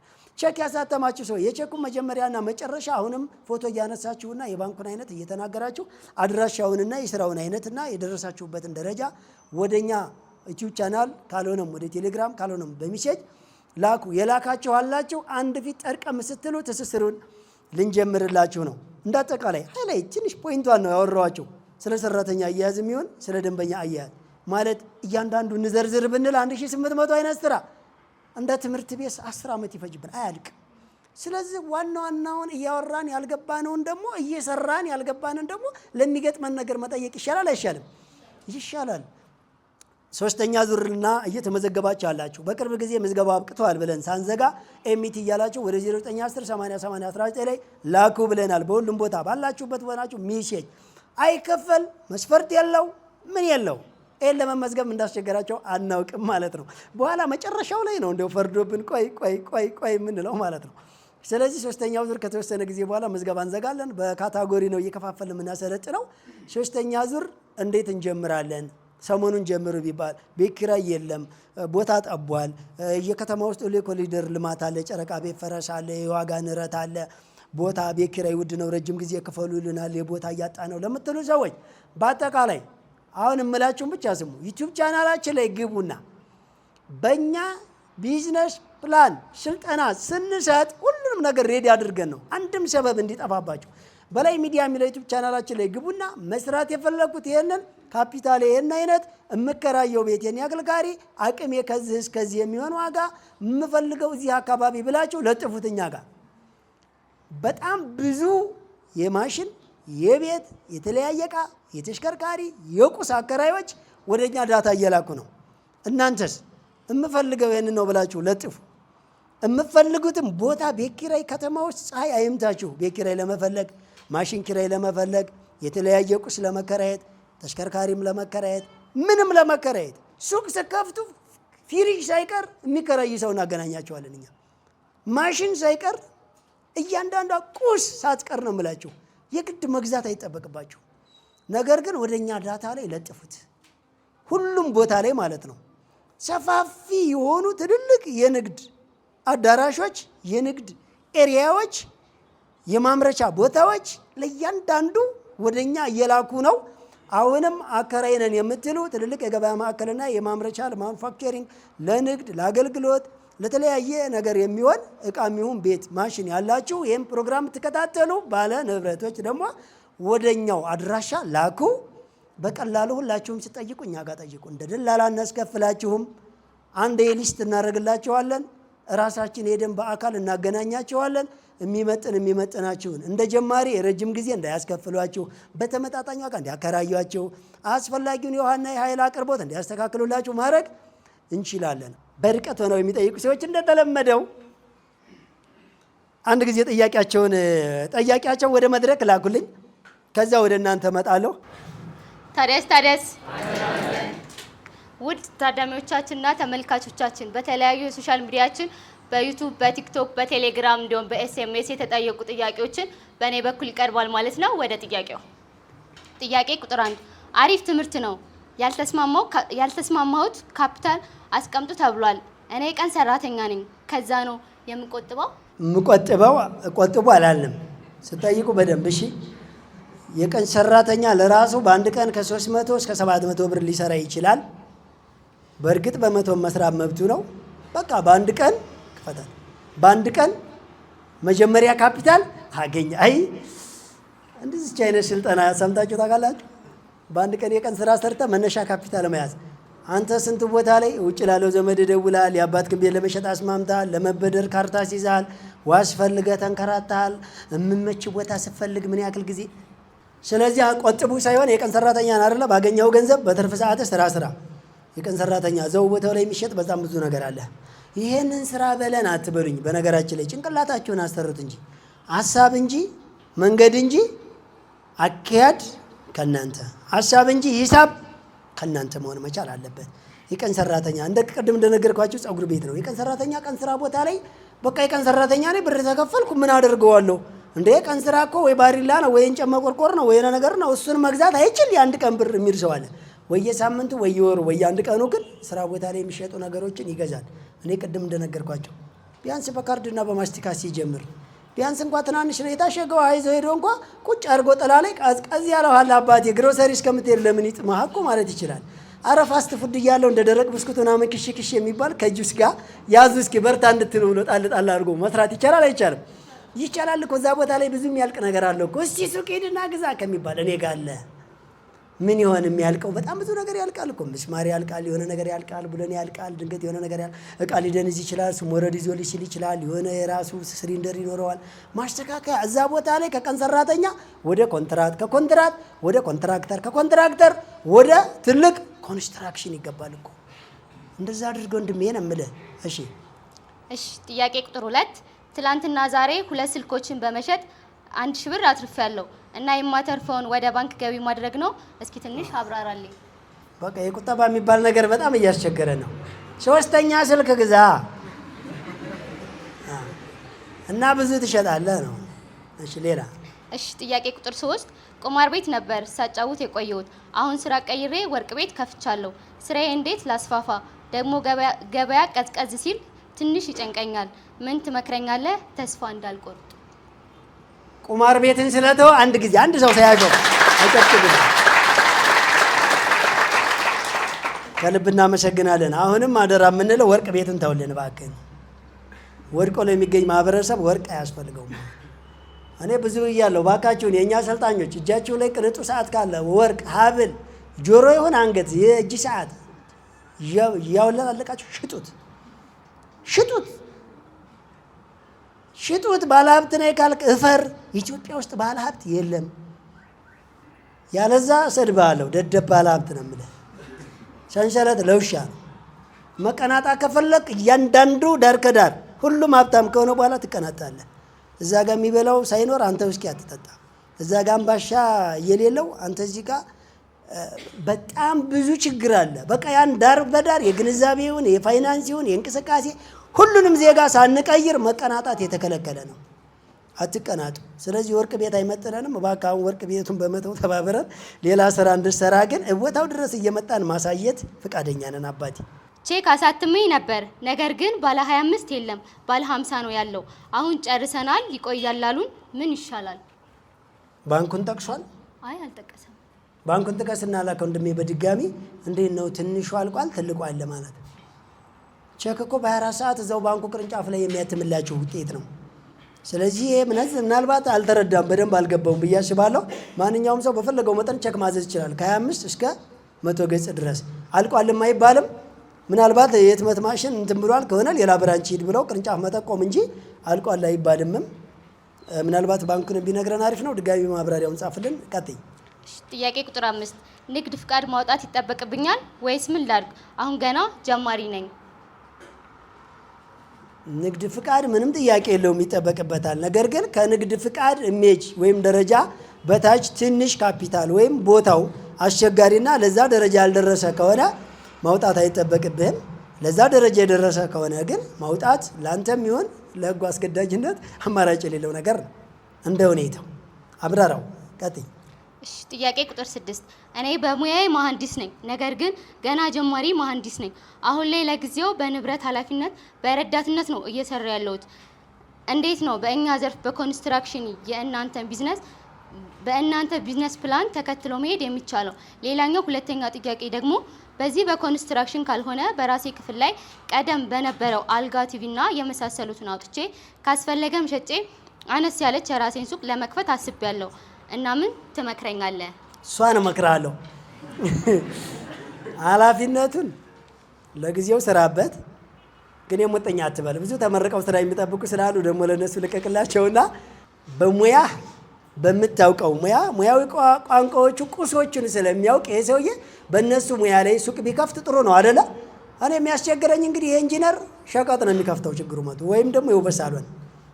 አሁን የሚያስቸግረው ሰው ምንም በማያውቀው ሙያ ቋንቋ ውስጥ ሄዶ ሲከፍት ነው። ይሄ ሰውዬ ግን ህንፃ መሳሪያ ቢከፍት ወይም የውሃ ቧንቧ መለዋወጫዎችን ቢከፍት ወይም የአግሮ ኢንዱስትሪ የሆነ ነገሮችን ቢከፍት አይደለ? ያዋጣዋል አያዋጣውም? ያዋጣዋል። ለምንድን ነው የሚያዋጣው? ሙያዎቹን ባህሪያቶችን ለማስረዳት ለመግለጽ ምናምን አይቸገርም። ስለዚህ ወንድሜ ሱቅ ከፍት ግን በተማርክበት ዘርፍ ላይ ለማስረዳት እንዲመች በዛ ዙሪያ ላይ ያንተ ተጽዕኖ ክልል የሆኑ ሰዎች የሚጠቀሙትን ቁስ ለመሸጥ ሞክር። በቀላሉ የሚያማክሩና የሚገዙ ሰዎች ቅርብ ናቸው ማለት ነው። ቀጥይ። ጥያቄ ቁጥር 7 አቶ በላይ በቅድሚያ አድናቆት ልገልጽልህ እፈልጋለሁ። በመቀጠል አንድ ጥያቄ አለኝ። ስራዬ ናፍጣ መቸርቸር ነው፣ ግን ንግድ ፍቃድ የለኝም። ማውጣት ፈልጌ ታግዷል አሉኝ። በእናንተ ዘንድ የምታግዙኝ ይኖራል ወይስ ቀይሬ ነው ቢዝነስ ፕላኑን የምሰራው? ቀይረው። ኢትዮጵያ ውስጥ ስንት የሚመረት ነገር እያለ ከማዶ የመጣ ናፍጣ ችርቸራ፣ አንዴ የመንግስት በኔ ነው ይላል፣ አንዴ ማህበራቱ በኔ ነው ይላል፣ አንዴ በነገራችን ላይ ቢዝነስ ጀምሩ ጫና አለው ውስጥ አትግቡ። እናንተ በነፃነት የምታንቀሳቀሱት ነገር ጀምሩ። አስቸጋሪ ዋጁ ጋር ምናምን ጋር የሚገናኝ ነገር ከሆነ በቃ ተውት እና በነፃነት የምትንቀሳቀሱት ነገር ላይ ለምሳሌ ውሃ መሸጥ ይቻላል፣ ለውዝ መሸጥ ይቻላል፣ በጣም ብዙ ነገር መሸጥ ይቻላል። እዚሁ የተመረተ ነገር ማለት ነው። ስለዚህ እንደዛ አይነቱን አጨቃጫቂ ስራ መቀየር ነው የሚሻለው ማለት ነው። ቀይረው ወንድሜ። ጥያቄ ቁጥር 8 የሞላሁት ካርድ ለመሸጥ ነበር፣ ግን ፍቃድ ጠየቁኝ። በ1500 ብር ፍቃድ እስካወጣ ድረስ በ500 ብር ወደ አገልግሎቱ መቀየር እችላለሁ? ይቻላል በደንብ። በነገራችን ላይ አሁንም እንደዚህ ነው። አያችሁ ካርድ ራሱ ማያትመውና ማያመርተው ወይም ደግሞ ለማተም ቴሌ ወይም ደግሞ ሳፋሪኮም ፍቃድ ለመስጠት ምን ያደርገዋል? ንግድ ፍቃድ ሊጠይቀው ከቻለ ወይም በቤተሰብ ንግድ ፍቃድ ባለው ሰው ጋር አያይዞ ማምጣት ወይም ደግሞ ራሱ ንግድ ፍቃድ የሚያወጣ አድራሻ ወይም አቅም እስከሚኖረው ድረስ ከሌላ ሰዎች ላይ ተቀብሎ ለዛኛው ሰውዬ ትንሽ ትርፍ እየሰጠ መስራት፣ አማራጩ መፈለግ ነው። የቱ ነው የሚሻለኝ እንጂ የማይቻል እንዳትሉ። ጥያቄ ቁጥር 10 ሰላም አቶ በላይ፣ ሁሉም ፕሮግራማችን ወደ ኋላ ተመልሼ በዩቲዩብ አይቻለሁ። እናም በጣም በብዙ ትምህርት ተምሬበታለሁ። ስለሰጠኝ ትምህርት በጣም አመሰግናለሁ። አሁን ደግሞ ተመዝግቤያለሁ እና እኔ አሁን መቀሌ ነው ያለሁት። አላማዬ ግን አዲስ አበባ የሱቅ ሸቀጣ ሸቀጥ መስራት ነው የምፈልገው እና ያለኝ ካፒታል 175 ሺህ ብር ነው። ግን አዲስ አበባ ላይ አላውቃትም እና ፍርሃት ተሰማኝ። በእናንተ ቢዝነስ ፕላን መሰረት ለመስራት አዲስ አበባ ለመምጣት ወስኛለሁ። ወንድሜ ለምስጋናህም ለትኩረትህም በደንብ ለማየትም እናመሰግናለን። ግን ሁለት ህግ አስተካክል። አንድ የሚሊዮነሮች መንገድ ቦታ አይፈልግም። ለምን እዛው መቀሌ ያጀምረው ትችላለህ። ሁለተኛ 170 ሺህ አንፈልግም፣ ለአንተም ቢሆን አንመክርም። 70 ሺውን ተውና በ100 ሺህ ብሩ መጀመር ይቻላል። 175 ሺህ አምስቱ ረሰው እሺ 75 ሺህ ተውና በ100 ሺህ ብሩ እንዲያውም ከቻልክ 100ውን ትተህ በ75 ሺህ ጀምር። እዛው አለህበት ሰልጥን። ያው ቦታ ድረስ መተናል። በቴሌቪዥን ቤትህ፣ በዩቲዩብ ስልክህ ላይ ኪስህ ምን ያልመጣንበታል አይደል እንዴ? ስለዚህ እዛው ጀምር። ኢንፎርሜሽን ላክልን። ቢዝነስ ፕላን አለ። በደንብ አድራሻውን ተከታተል። በየወር የደንበኛ አያያዝና የስልጠና የግብይት ትስስሩ እዛው ይደርሳል። በየወር የደረስክበትን አሳውቅ። በየሳምንት አቴንዳንስ ሙላ። በአቅራቢያ የሚሸጡ ሰዎች አሉ። እነሱ የሚሸጡትን እቃዎች ዋጋቸውን ማወቅ አለብኝ ወይስ የለብኝም? ምን ትለኛለህ? ይቻላል። መሸጥም አለመሸጥም ያንተ መብት። በነገራችን ላይ አቅራቢዬ የያዘ ሰው አለ። አንዳንድ ሰዎች እንዲህ ይላሉ፣ እዛ አካባቢ ከፍተኛ የሆነ ፖፑሌሽን አለ፣ እዛ ብዙ የሰው ፍሰት አለ፣ እዛ ደግሞ ይሄንን ምንም የያዘ ሰው የለም እዛ አካባቢ የሚል ሰው አለ። እንዳትሸወዱ፣ እመኑኝ። እዛ አካባቢ የሚሸጥም የሚያመርትም አገልግሎት የሚሰጥም ይኑር። ለእናንተ ብቻ ነው ሞታው። ጀምር። እዛ አካባቢ እንቅስቃሴ ሰው ምንም የለም ጸጥ ያለ ነው አትበል። ሰው ይኑር፣ ሰው ይኑር። አንተ ምክንያት ካለ እዛ ላይ ልሰራበት የጀመርከው ትችላለህ ነው የምልህ። ብዙ ሰዎች እዛ የሚሸጡ አሉ። እኔስ ብሸጥ ትችላለህ። መርካቶ የምትሄደው እኮ ብዙ ሻጭ ስላለ መሰለኝ አማርጠህ ለመግዛት። ሾላ የምንሄደው እኮ ብዙ ሻጮች ስላሉ ነው አይደለም እንዴ? ህንፃ መሳሪያ እስኪ አንድ ዕቃ ጠይቁ። እንትና ብትሄድ ይሻላል አይደለም የሚሏችሁ? የቱ ጋር? አንድ ሱቅ ነው የሚያሳያችሁ ወይስ ብዙ ቦታ ላይ? ብዙ ቦታ ላይ እኮ ነው። ታውቃላችሁ። ህንፃ መሳሪያ ብትጠይቁ፣ ሴራሚክ ብትጠይቁ፣ ሸቀጥ ብትጠይቁ፣ አትክልት ብትጠይቁ፣ የኢንጂነሪንግ የሞተር እቃዎች ብትጠይቁ የት እንደሚጠቁሟችሁ፣ ቅመማ ቅመም ብትጠይቁ፣ ጥራጥሬ ብትጠይቁ የት እንደሚጠቁሟችሁ ታውቃላችሁ። ለምን? በዛ ያለበት ቦታ ችግር አለው። ትሸጣለህ፣ ትችላለህ። እንዲያውም እዛ ቦታ ላይ አብረሃ ከትመው ነው የምልህ። ሌላ ጥያቄ ቁጥር 12 ትላንት ስልጠናውን እየተከታተልኩ አቶ በላይ ስለ ጌም ዞን እና ስለ መጠጥ ቤት ስራ ሲናገሩ በጣም ተሰማኝ። ከዚህ በፊት ፑል ስራ ነበር የምሰራው፣ እሱን ተውኩ እና አረቄ ማከፋፈል ጀመርኩ። ከድጡ ወደ ማጡ የሆነ ስራ። ትላንት ግን በእውነት ተሰማኝ። እናም በ100 ሺህ ብር ካፒታል ሌላውን ጥዬ ይኖረኛል፣ ትውልድን ሊያድን ይችላል የሚል ስራ ካለ ንገሩኝ። ያው አረቄው ነው ተወው፣ አደራህን ተወው። ጭራሽ ተወውና ሌላ ዝም ብለህ አፍ ላይ የመጣ ቢዝነስ ጥራልኝ። እሱ ያዋጣል። ምንም ሰርተህ የትም ሰርተህ በሽንትም ተነስተህ ሚሊዮነር ከወንክ ስለምን ብለህ ትውልድን የሚጎዳ ነገር ትሰራለህ? ቆይ ሰው ብዙ እንዲገዛን እንፈልጋለን አይደለ? እና አደንዛዥ እጽና አልኮል የሚሸጡ ሰዎች ብዙ ሲገዙን ያብዳሉ። ትንሽ ግዙን እንዳንላቸው ብዙ መሸጥ እንፈልጋለን። ተሰቃየን እኮ። ስለዚህ እንዳለ ውጡ ከዛ አይነት ቢዝነስ የጀመራችሁ ሰዎች። ስለዚህ ሌላ ነገር ጀምር። ምንም ሰርተ ሚሊዮነር ትሆናለህ። ምንም ሰርተ ነው የምልህ። አሰራሩን እናሳያለን። ስራውን ቀይርና ንገረን። ሌላ በእናንተ ደንብ መሰረት ሰራተኛ መቅጠር ፈለጉ፣ ግን ሁለት ጥያቄ ጫረብኝ። አይበላውና ሰራተኛ ታሞ ሞቶ ከስራው ቢቋረጥ ደሞዙ ምን ይደረጋል? ሁለተኛ ድርጅቱ በሆነ ምክንያት ቢቋረጥ ለሰራተኞቹ ምን ዋስትና አለው? በጣም ጥሩ ጥያቄ ነው። በነገራችን ላይ ልክ ነው ጥያቄ። ሰው ይታመማል፣ ይሰበራል፣ ይጠፋል፣ ይሰደዳል፣ ይሞታል አይደለ? ይሄንን የሚከላከል ነገር እስካሁን አልገጠምንም። እናንተ ግን ራሳችሁን ተከላከሉ። ያው ብዙ ጊዜ አውርተናል። ባስጊና በማይመች ቦታ የሚሄድ ሰው ምን እንደሚገጥመው እያወቀ ካልተጠነቀቀ ራሱ ጉዳይ ነው ሊሆን ይችላል።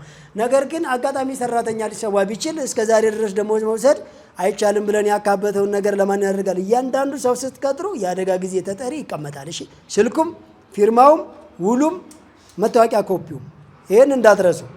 የአደጋ ጊዜ ተጠሪ ያ ቢያጠፋም ሊጠየቅ ነው፣ ቢያለማም ሊመሰገን ነው። ሰውየው አንድ ነገር ቢሆንም ተቀባይ ነው። ግልጽ ነው አይደል? በዚህ አድርጉ። ሌላ ድርጅት የሆነ ነገር ቢሆን ለሚለው የኛ ቢዝነስ ፕላን ምንድነው ብለናቸዋል። የተፈጥሮና የሰው ሰራሽ አደጋ የማይመታው ነው። እንዴት ካላችሁኝ ሰው የመፍትሄ አካል ስለሆነ ለእያንዳንዱ ነገሮች ሁሉ መፍትሄ መፈለግ የሚችል አድርገን እያሰለጠንን ስለሆነ ያለ ነው። አንድ ነገር ፌል ሊያደርግ ከቻለ ወደ አንድ ነገር ሙቭ የማድረግ ብቃታችሁን ነው የምታስተካክሉት። ነግሬያቸዋለሁ በባለፈ። በጦርነት አይወድምም ነው፣ በመብረቅ አይወድምም ነው፣ መሬት መንቀጥቀጥ አያጠፋውም ነው። የመሬት መንቀጥቀጥ ካጠፋው፣ ጦርነት ካወደመው፣ የተበላሸ ፖሊሲ መቶ ቢወርሰው፣ በሳት ቢቃጠል፣ የሆነ ነገር ቢሆንስ የሚሉ ሰዎች አሉና አሰራራችሁ እንዴት ነው? ኔትወርካችሁ እንዴት ነው? ኤክስፒሪየንሳችሁ፣ ልምዳችሁ ምን ይመስላል? እሱ ራሱን ችሎ ቢዝነስ ሆኖ ይቀጥላል ነው የምላችሁ። ልክ የኛን ድርጅት ለ3 ወር ያክል በጀቱን ዝም ብለን እንደሞከር ነው። አምራች ዕቃ ያስገባል፣ ሻጮቻችን ይሸጣሉ፣ ገዢ በለመደበት መጥቶ ይገዛል። ለካ ካፒታል አያስፈልግም ማለት ነው። ምን ሲኖር? ብራንድ ሲኖር፣ ኤክስፒሪየንስ ሲኖር፣ አቋም ሲኖር፣ ሪሌሽን ሲኖር፣ መስመር ሲዘረጋ፣ እሱ ነው የማይመታ ማለት። ስለዚህ እንደዚህ አይነት ጥንቃቄዎችን አድርጎ ተለዋጭ ሀሳቦችን መፍጠር ነው። እሺ፣ ጥያቄ ቁጥር 15 ሰላም በላይ አዳነ እንዳወቅ እባላለሁ። የምኖረው ኮንሶ ዞን ደቄ ክልል ነው። ለምሳሌ እኔ የምሰራው ልብስ ስፌት ነው። መነሻ ካፒታል አላውቅም፣ ምክንያቱም በዱቤና በእቁብ እየወሰድኩ ነው የምሰራው። ግን ለውጥ ማምጣት አልቻልኩም። እንዴት ነው ራሴን ወደ ሚሊዮነር መቀየር የምችለው? የመጀመሪያው አንዱ እንኳን ሚሊዮነር ምን እንዳያደርግ የሚከራከር ዱቤና እቁብ ነው። ይሄንን ወደዛ አስወግድ። አንድ የምሬን ነው የማወራችሁ። ቁቦቶላችሁ ወይም በዱቤ በሚሊዮን ከምነግዱ በራሳችሁ ገንዘብ በ1000 ብነግዱ ወይም ብታመርቱ ወይም አገልግሎት ብትሰጡ ሚሊዮነር ለመሆን አንዳች ኃይል የማይከለክላችሁ። ስለዚህ ቀላል ነው። ብዙ ነገር አለ። የደንበኞች አያያዝ፣ አገልግሎቱ፣ አሳምሮ መስራቱ፣ ስራ ቦታ መዋሉ፣ ምን ጎደለ ምን ላስተካክል ማለቱ፣ በራስ ነገር ብቻ መስራቱ፣ አፈላልጎ ካሽ መቀበሉ፣ ቁብ የሚባለውን ነገር ትቶ በራስ ብቻ መንቀሳቀሱና በቢዝነስ ፕላኗ ልክ በየወር አሳካለሁ ብሎ በየሳምንት ስልጠናው መውሰዱና በየቀን የተቀመጡትን እቅዶች እያጨረሱ መሄድ።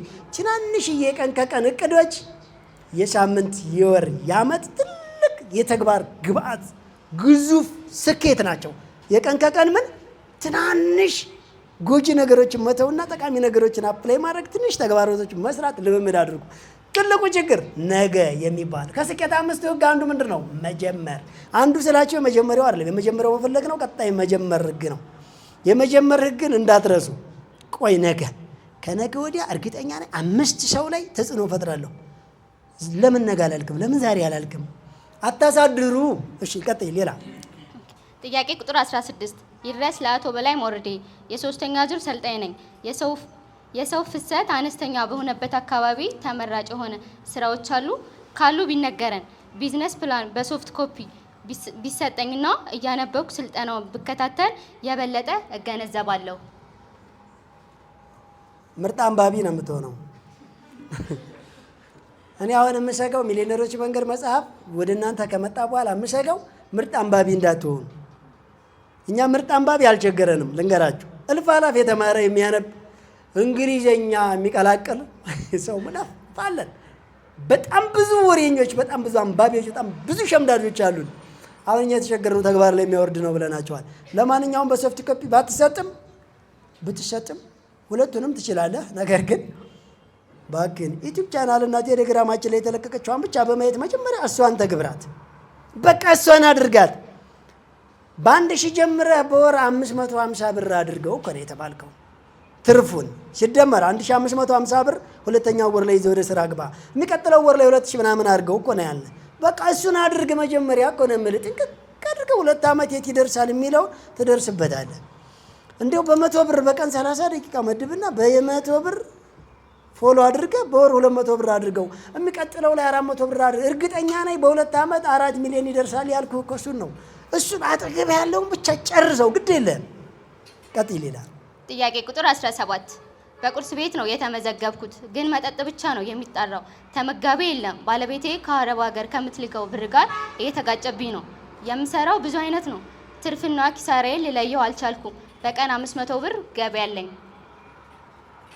ተቀላቀላ እኔ እንደዚህ ያልኩት አንድ ግዙፍ ተቋም ስምን አልጠራላቸውም። አንድ ግዙፍ ተቋም አንድ የግል ቴሌቪዥን ጣቢያ ላይ የ2 ዓመት የአየር ሰዓት 20 ሚሊዮን ብር ሲገዛ ሲዋሉ ፕሮግራሙ ላይ ነበርኩ።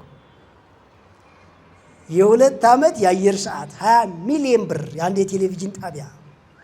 ይሄ ለምንድን ነው አልኩት። ፕሮዳክታችንን፣ ምርትና አገልግሎታችንን፣ ብራንዳችንን ልናስተዋውቅበት ማርኬቲንግ ክፍሉን አገኘውና ግን በዚህ 20 ሚሊዮን ብር በ2 ዓመት አድቨርት ያደረጋችሁ ኢንቨስት የተደረገበት በ2 ስንት ሚሊዮን ያስገባል እለዋለሁ። በምን እናውቀዋለን አለኝ። ማውጣቱን ያውቃል፣ ማስገባቱን አያውቅም። ቅልቅልቅል ያለ ድብልቅልቅ ያለ ምንም ተጨባጭነት የሌለው የማይታወቅ ስራ የምትሰሩት እያገናኛችሁ ነው። ካሁን በፊት እንደ መርካቶና ወይም ደግሞ እንደ ኮተቤ፣ ገርጂ፣ መርካቶ፣ ፒያሳ፣ ሳር ቤት፣ አስኮ የመሳሰሉ ቦታ ላይ እንደ ኮልፌ፣ ሳሬስ፣ ጎተራ የመሳሰሉ ቦታ ላይ ከፍ ከፍ አሉ ቦታዎች ላይ ያሉ ነጋዴዎች ተለቅ ያለ ቢዝነስ የጀመርን ሰዎች እንዴት አድርገን ነው ከ100 ብር በታች ከ100 ሺህ ብር በታች ወርደን ቢዝነስ ምን ጀምረው አሉኝ። ሌላውን ተውት። እንደ አዳማ፣ ባህር ዳር፣ ጅማ፣ ሐዋሳ፣ ድሬዳዋ፣ ደሴ ያሉ ሰዎችም ደግሞ እንደዚሁ ይላሉ። እኛ እኮ በስራው የሀገሪቱን ቢዝነስ የቀወጥናት ያለን ሰዎች ነን። ያንተን ቢዝነስ ፕላን ፈልገን ግን በጣም አሳነስከው፣ አደቀቅከው፣ እንዴት እናድርገው የሚሉኛሉ። እኔ እስከ ዛሬውን እንቅስቃሴያቸውን ተው አላልኩም። አንድ አይተም ወይም ሁለቱን ለብቻው በ100 ሺህ ብር ጀምረው ነው ያልኩት። ይሄንን ቁቡም ዱቤውንም ምኑንም እዛው አለቃልቅ፣ ስራህንም ቀጥል። ይሄኛውን ግን አትንካ። የምታገኘውን ገቢ ሪሳይክል እላው ላይ አድርግለት። የቤት ኪራይ ሰራተኛ የግብር እየከፈለ ሌላውን ምንም እንዳታረግበት ነው የምልህ አልኩት። እላው ላይ ሪሳይክል አድርገው፣ የመለስ ኢንቨስት አድርገው፣ እላው ላይ ኢንቨስት አድርገው። ከዛ ይሄ የምትጎርርበትንና 10 እና 20 ዓመት የተጨማለቅበትን አለኝ የለኝም ብለህ የሚያደነባብርህን ቢዝነስ ሙሉ በሙሉ ዳሜጅ አድርጎ ይሄ ገኖ አገሪቱን ያጥለቀልቃታል አልኩት። ይሄኛው ሰላም ይሰጣል። ይሄኛው መስመሩን ታውቀዋል። ይሄ ጥርት ብሎ ነው የሚንቀሳቀሰው። ይሄ ባንክ ዕዳ የለበትም፣ ይሄ ቁብ የለበትም፣ ይሄ ብድር የለበትም፣ ይሄ ዱቤ የለበትም። እንዲህ አይውሰበሰብም። ይሄ ግን ከ5 ዓመት በኋላ ብሰራም ባሰራም ሚሊየንስ ገንዘብን ወደ ካዝና የሚያመጣ አሰራር፣ የሰራተኛ አያያዝ፣ የደንበኛ አያያዝ፣ የጊዜና የገንዘብ ነፃነት፣ ራሱን የሀብት ቢልዲንግ ካፒታል ሳይክል ሲስተም ያስተምርሃል። ይሄኛውን ያልኩት ገብታችኋል። አሁንም አንተ እንደዛ ነው። የቁብን፣ የብድርን፣ የሚስትህን አትቀላቅል። ለእኛ ቢዝነስ ፕላን የተመዘገብክባትን ብቻ ደቨሎፕ አድርጋት፣ ሪሳይክል አድርጋት። ቀጥይ። ጥያቄ ቁጥር 18 ሰላም በላይ አዲስ አበባ ድርጅት ተቀጥሬ ነው የምሰራው። 2 ዓመት ሆነኝ፣ ግን አንድም ብር የለኝም እና በላይ ከቅጥሩ ህይወት ወጥቼ ወደ ክፍለ ሀገር ሄጄ የራሴን ስራ ብሰራ ያዋጣኛል? ምን ትመክረኛለህ አቶ በላይ? ሳትወጣስ ብትጀምር እዚህስ ብትሰራ ማን ይከለክላል? ያዋጣል። ቀጥይ። ጥያቄ ቁጥር 19 እድር አትግቡ ብለሃል። እሺ የጤና መድን ግን ግዳጅ ሆኖብናል፣ መላ በለን። እቺ ነገር ሁሉም ጋለች ዲያሳቀ እንዳለ ወደስ ባይበዝ። እሺ ጤና መድን ግዳጅ ሆኖበት ነው። እድር ማን አስገድዶ ነው የገባው? እኔ እኮ ባለን እንጠቀም ነው ያልኩት። ገብታችኋል አይደል? እሺ ጤና መድን ግድ ከሆነበት በቃ ግዳጅ መቼም እኔ መንግስትን ተው ለማለት ደረጃ አልደረስኩም። እንደ ምክር ግን የሚደርሳቸው ከሆነ የተሻሻለ ነገር ካለን እንጃ። ደግሞ ሲቀጥልስ የጤና መድን እና ኢንሹራንስ ብገቡ ምን ችግር አለው? መገልገል ከቻላችሁ እንደኔ ችግር የለውም ብያለ አይገባኝም። ግን እናንተ ናችሁ የምታውቁት። እኔ አልጠቀምም ብሄድም ምንም አገልግሎት አይሰጡም ዝም ብለው ብር የሚቀበሉ ካላችሁ ደግሞ ግድ ከሆነ እሺ እሱ ግዳጅ ሆኖ ነው። እድሩን የሚያስገድድ ስለሌለ ቶ ቢያንስ እንኳን መብትህን ተጠቀም። ግልጽ ነው። ቢያንስ መብትህን ተጠቀም። እሺ ሌላ ጥያቄ ቁጥር 20 በነገራችን ላይ እድር ይቅርታ እድር ታውሽል ይህ ሰውዬ ቆይ እድር መረዳጃ ዘዴ ነው ምን ችግር አለው ለምትሉ ሰዎች ኮንፊደንስ ቁብ ለምንድን ነው የምጥለው ስትባል ብሩ እንዳይጠፋብኝ አልክ ሰውዬ። ራስክን ያላመንክ ራስክን ገራው። አንተ መያዝ ቻል፣ አንተ ማሳደግ ቻል ነው ያልኩህ እንጂ ሌላ አይደለም። እድር አትግቡ ያልኩት ለቅሶ አትሂድ፣ ሰው አትቅበር፣ አታስተዛዝን አላልኩም። ግን በእድር ተገድዶ በህግ ተጠርንፎ ጥሩምባ ተነፍቶ ትቀጣለህ ተብሎ ሰው ተገድዶ አንተ ጋር እንዲመጣ አታድርግ ነው ያልኩት። ጊዜ ካለ ሂድ፣ እሱም ጊዜ ካለው ይምጣ። ካዘነ ሂድ፣ እሱም ካዘነልህ ይምጣ። አሴት ማለት ይሄ ነው። መተዛዘን ማለት መተዛዘናችንን እንቁ ባህላችንን የመከባበራችንን ታዲያ ከአክብሮ ከመጣ ለምን ቅጣት አስቀመጥክ? አንተ እኮ አክብሮ ሳይሆን አስገድደ እንዲመጣ አታድርግ ነው ያልኩት። ሰላም፣ አቶ በላይ ግርማ ታደሰ እባላለሁ ከሸዋሮቢት አካባቢ በቴክኒክና ሙያ አሰልጣኝ በአውቶሞቲቭ ዲፓርትመንት ቢዝነስ ፕላን አሰልጥኑ እየተባለን ኮሌጅ ከተለያዩ ድርጅቶች ጋር በመተባበር እስካሁን እያሰለጠንን እንገኛለን። ነገር ግን ቢዝነስ ፕላኑን አሰራር ለየት ብሎ ስላገኘሁት የእናንተን አሰራር ለኮሌጆች ተደራሽ እንዲሆን ውል ይዛችሁ የስልጠናውን ተከታይ ብንሆን እላለሁ። በጣም አሪፍ ስራ እየሰራክ ስለሆነ በርታልን እላለሁ። አቶ በላይ በጣም እናመሰግናለን። በነገራችን ላይ አብዛኛው ጊዜ ከላይ በሌጋሊቱ በመዋቅሩ በትልልቅ ነገሮች ከመምጣት በፊት ታች የሚጸዳ ነገር አለ። አንድ ህንፃ ግንቡም ጡቡም ድንጋዩም ይሁን ፌሮ ቢሞቹም ሁሉም ከመደረጋቸው በፊት ከስር አለቱ ድረስ መውረድ፣ አፈሩንና ቆሻሻውን ገለባውን ማጽዳት፣ አለቱን ማግኘትና ኮንክሪት ማስቀመጥ ይቀድማል አይቀድምም? ይቀድማል። ብዙ ምቹ ነገሮች መዋቅር አትጠብቁ። ወደላችሁ ሀሳባችሁ ጥሩ ነው። ነገር ግን ራሳችሁን መጀመሪያ ስታንድ ባይ አድርጉት። በሀሳቡ ብቻ ራሳችሁን አንድ እርምጃ ውሰዱት። በሀሳቡ መጀመሪያ እናንተ ጋር ያለው ጸድቷል። መጀመሪያ የራሳችሁን አስተካክላችሁታል። መጀመሪያ እጃችሁ ላይ ባለው ነገር የመጀመር ጎጂ ነገሮችን የመተው እስኪ በዚች ጀምሬ ራሴን እንዴት እንደማሳካ፣ እንዴት ሰዎች እንደማነጋግር፣ እንዴት እንደማሳምር፣ እንዴት ከፍ ማድረግ እንደምችል፣ እንዴት ሪሳይክል ሲስተምን ያገኙትን ነገር ለው ላይ መገንባት እንደምችል በራሴ በሉና ራሳችሁ ላይ መጀመሪያ መሰረት ጣሉ። ከዛ እኛ የምናስቀምጠውን መዋቅር በአንድ እንመጣለን። ብዙ ሰዎች አሁን በጣም ትልልቅ ሰዎች ይሄ እኮ በመንግስት ሚዲያ የሚተላለፍ በነፃ አየር ሰዓት የሚሰጥ ራሳቸው ዲፓርትመንቶቹ ባለሙያዎች ሊያወሩት የሚገባ አንተ ከግል ኪስ ሳታወጣ መንግስት ሊበጅት የሚገባ ፕሮግራም ነው የሚሉ ሰዎች አሉና ይሄን እኮ አላጣነውም። እሺ ያን አድርጉልን ብለን ባይደረግ ሞራላችን ይነካል አይነካም? ልንተወው እንችላለን አንችልም? እስኪ መጀመሪያ እኛ እንስረውና እናንተ ውጤታማ ብትሆኑ ምን ችግር አለው? ከዛ መንግስት ይቀበለዋል አይቀበለውም? መንግስት ማለት እኮ ህዝብ ነው። ህዝብ ከተቀበለው መንግስት ከማን ጋር ነው የሚያወራው? ለብቻው። እናንተ መጀመሪያ ተቀየሩ ነው የምላችሁ። እሺ ጥያቄ ቁጥር 22 ሰላም ይብዛ። አቶ በላይ ሳላመሰግንህ አላልፍም። ያልጀመርኩት ስራ የለም። ምግብ ቤት፣ ከሰል፣ አትክልት፣ መጠጥ ቤት፣ ባጃጅ አልተሳካም። በመጀመሪያ ዙር ተመዝግቤ፣ በሁለተኛ ዙር ተመዝግቤ፣ በሶስተኛ ዙር መጀመር አልቻልኩም። እፈራለሁ። መላ በለኝ እባክህ። ባጃጅን ያህል እንደ ሌቶፍ እንዲህ ምዘል ይዘህ ስነዳ ያልፈራ እንዴት እኛም ቢዝነስ ትፈራ? አትፍራ አባቴ። በጣም ብዙ ሪስክ ያለው ስራ ጀምሯል እኮ። መጠጥን ያክል ነገር ትንሽ ከጠጣ በኋላ የገዛ ደንበኛ እንዳጋንንት የሚቀየርብህ ቢዝነስ አትፈራ። ለማንኛውም ግን ሀሳቡን ስላጋራን ከልብ እናመሰግናለን። የልብ መፍትሄ ያላቸው ብለው ያወራንን ሰው ለነገሩ አወራኋችሁ እንጂ መሳለቃችን አይደለም። እሺ በጣም ጎበዝ ሰው ነው። ብዙ የሞከረ ሰው ጎበዝና ታታሪ ነው።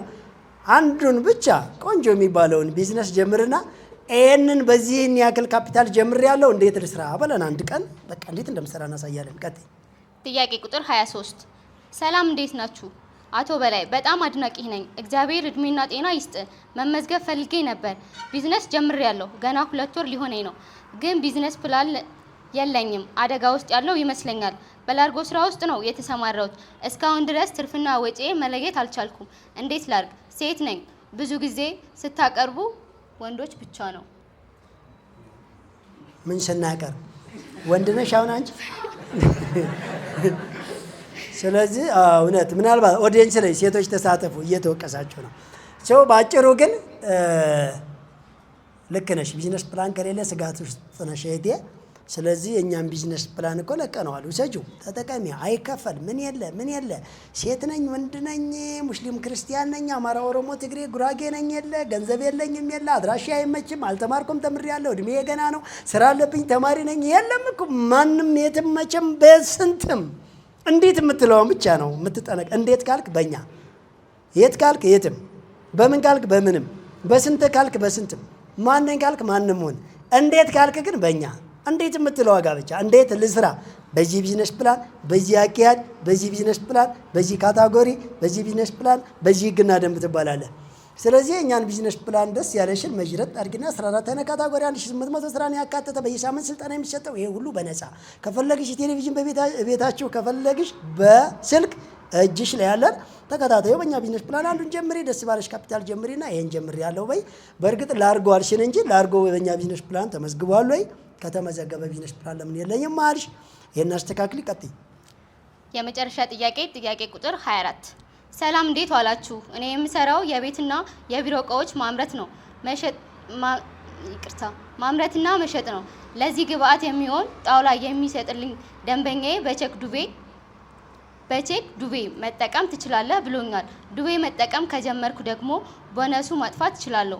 ምክንያቱም አሁን ስራ አለ። ምን ትለኛለህ ጋሽ በላይ? ነገር ግን ደንበኛዬ በሚሊዮኖች መንገድ አልተመዘገበም። በጣም ጥሩ። አንደኛ ደንበኛው በሚለው በእኛ መስፈርት እንዲመዘገብ ያድርገው። ምን መመዝገብ ያንሶት ይሆን? ክፍያ አለ እንዴ? ስልኩ ትልቅ አይደለ ይሆን? ትንሽ ስልክ ሚሴጅ አይመዘግብም? ይመዘግባል አይደለ? ለመምጣት እንዲያው ቀን አጥሮት ይሆን? ባለበት ሆኖ አይመዘገብም እንዴ? ይችላል እኮ። ምንድነው የፈራው? ኦኬ ሃይማኖቱ የኛ አይደለም ይሆን?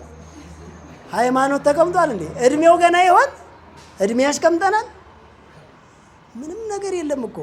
ስለዚህ እንገረውና በእኛ ቢዝነስ ፕላን ይመዝገብ። በቼክ ዱቤ መጻፍ ይቻላል። በቼክ ዱቤ ሲጽፉ ግን 100% አይደለም። የካፒታላችሁን ግማሽ አንድ ሌላ በግማሽ ከፍላችሁ በግማሽ ነው ቼክ የምትጽፉት። ቶሎ ያንን ሪሳይክል ማድረግ ይቻላል። ወር ሙሉ ሪሳይክል ማለት የ50 ሺህ የ100 ሺህ ብር ከሆነ ቢዝነስ ፕላንህ 50 ሺህ ካሽ ከፍለህ 50 ሺህ በቼክ ይቻላል። ያንን ቼክ ግን ባንክ ሄደ እንዲያወጣ አይደለም የምታደርገው። ባንክ ከመሄዱ በፊት ገና ሰውየው አንተ መልሰህ ያን 50 ሺህ ቼኩ እንደተቀበለ እቃውን አጣርተህ አሁንም በ50 ሺህ ትከፍልና ሌላ እቃ እሱን ነው የምታሽከረክረው። ከወር በኋላ ቼኩን ትመልሳለህ። ለምን? ካፒታልህ ከፍ ብሏል። ከፍ ያለ ቼክ የመጻፍ እድል አለ። የመጀመሪያ ዙርማ ወደ ሚሊዮን ሁሉ ከፍ እያለ ነው ሀብታችሁ። እስከ 300 ሺህ 400 ሺህ ሁሉ መጻፍ ትችላላችሁ። እሺ፣ ስለ ካፒታላችሁ ባደገ ቁጥር ቼክ የመጻፍ እድላችሁ ሰፊ ነው የሆነ የሚቀጥለው። በየወሩ የደረሰበትን የማያሳውቅ በየሳምንት አቴንዳንስ የማይሞላ ሰው ግን እኛ ደረሰ አደገ ብለን መገመት አንችልም። አካውንት ሁላችሁም ክፈቱ ብለናል። አካውንት ለመክፈት ወደ ቦታው መሄድ አይጠበቅባችሁም። መክፈት የምትፈልጉበትን ባንክና ቅርንጫፍ ወደኛ ላኩ። እኛ ባንኮች እንዲደውላችሁ እናደርጋለን። ብዙ ሰው ልከዋል። የላካችሁን የተወሰኑትን አስከፍተናል። ያልተከፈተላችሁ ሰዎች አሁንም ጠብቁ፣ እናስከፍታለን። ሌሎቻችሁ ግን ላኩ ማለት ነው። ጨረስ። ለነበረን ቆይታ እጅግ በጣም እናመሰግናለን። መልእክት አለሽ? አንዴ በክብር ወደ ነበረችበት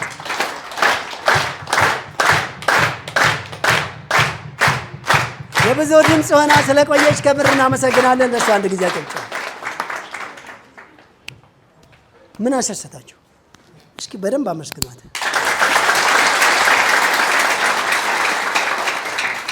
እሺ ከልብ እናመሰግናለን። አሁን ለተወሰነ ደቂቃ ወደ እናንተ እመጣለሁ። የሚሊዮነሮች መንገድ ፕሮግራምን በሁሉም የሶሻል ሚዲያ አማራጮች ይከታተሉ። በዩቲዩብ በላይ ሚዲያ ብለው በመግባት ከዚህ በፊት የነበሩ ዝግጅቶቻችንን ይከታተሉ። በተጨማሪም በቲክቶክ፣ ፌስቡክ፣ ቴሌግራም እና ሊንክዲን ላይ ይከታተሉ።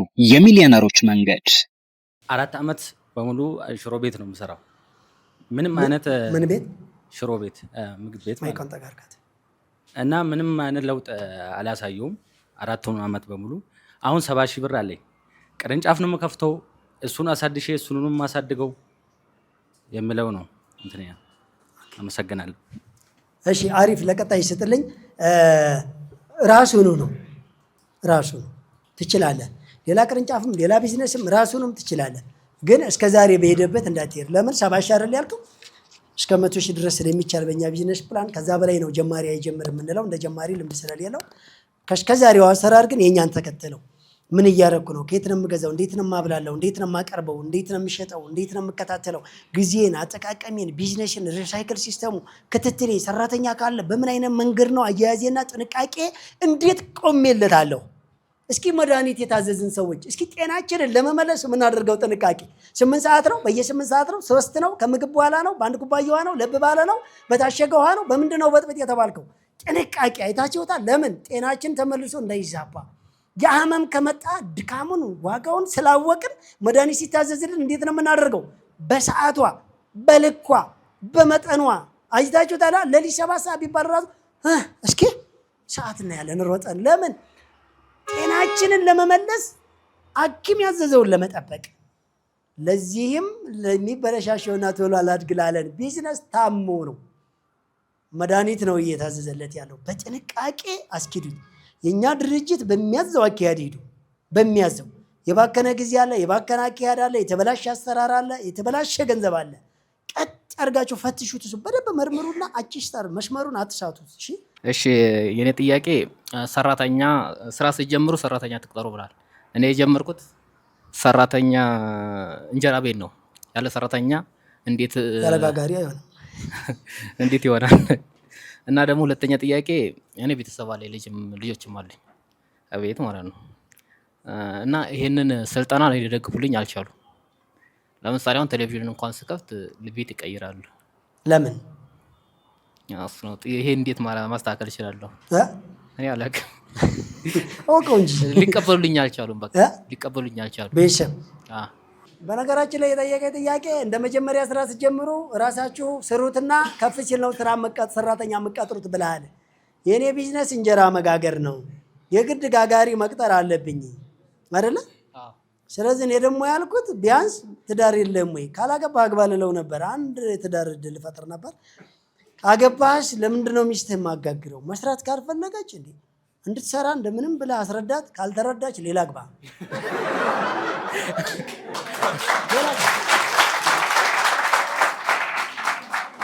አንተ ሚስት እንጂ ዳግብታል እንዴ? አጋር ነው ባላጋራ። የትዳር አጋር ከተባለ ተናበህ የሚለውጥን ነገር መቀበል፣ መስማማት፣ ግልጽ ካልሆነ መጠየቅ ነው እንጂ አይ ነው አይመቸኝም ብሎ ነገር የለም ማለት ነው። ስለዚህ እንዳባወራ ቤት ውስጥ ራሱ በቴሌቪዥን ለማዳመጥ ችግር ያለው ነው እያለኛለሁ። እንዴ አምባገነን ፖሊስ አለ እንደ ቤት ውስጥ ኳስ ቢሆን ይስማማሉ። ስለ ባህር ማዶ የአረብ ፊልም ቢሆን ትርክት ቢሆን የጦር ዜና ቢሆን ችግር የለባቸውማ።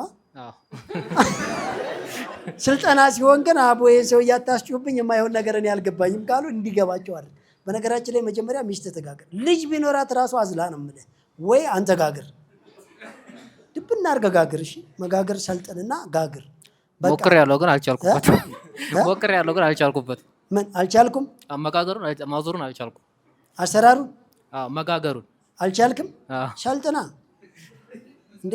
እስከ ዛሬ መጋግር ልጅ ሴት አለች አይደል? አሰልጥኝ ይበልና ስጋግር በደንብ ይተጋግር። አረ በደንብ አድርገህ ጋግር አባቴ። ችግር ጋግረናል እንኳን ስራና እንጀራ።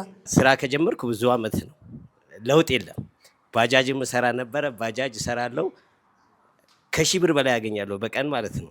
ግን እሰራለሁ፣ ቁብ እጥላለሁ፣ አምጥቼ ሱቅ አስገባለሁ ለሰራተኛ። በወሩ የለም። አንደኛ ደረጃ እኛ ለምንድን ነው ይሄን ነገር መቀበል ያቃተን? 5000 ብር ነበር የነበረችው ያቺ ቡክ ውስጥ ማለት ነው። ሄድኩና ያቺን ብር አወጣሁና ከሆነ ከማከፋፈያ እቃ መጣሁኝ። እቃ አምጥቼ ሱቋ ውስጥ አስገባሁኝ። ያቺ ብር ሳልነካት ከአትክልቷ ለይቼ አሁን ሱቁ ሞልቷል ማለት ትችላለህ። አሁን ማስቀመጫ ቦታ አጣሁኝ የእቃ ማለት ነው።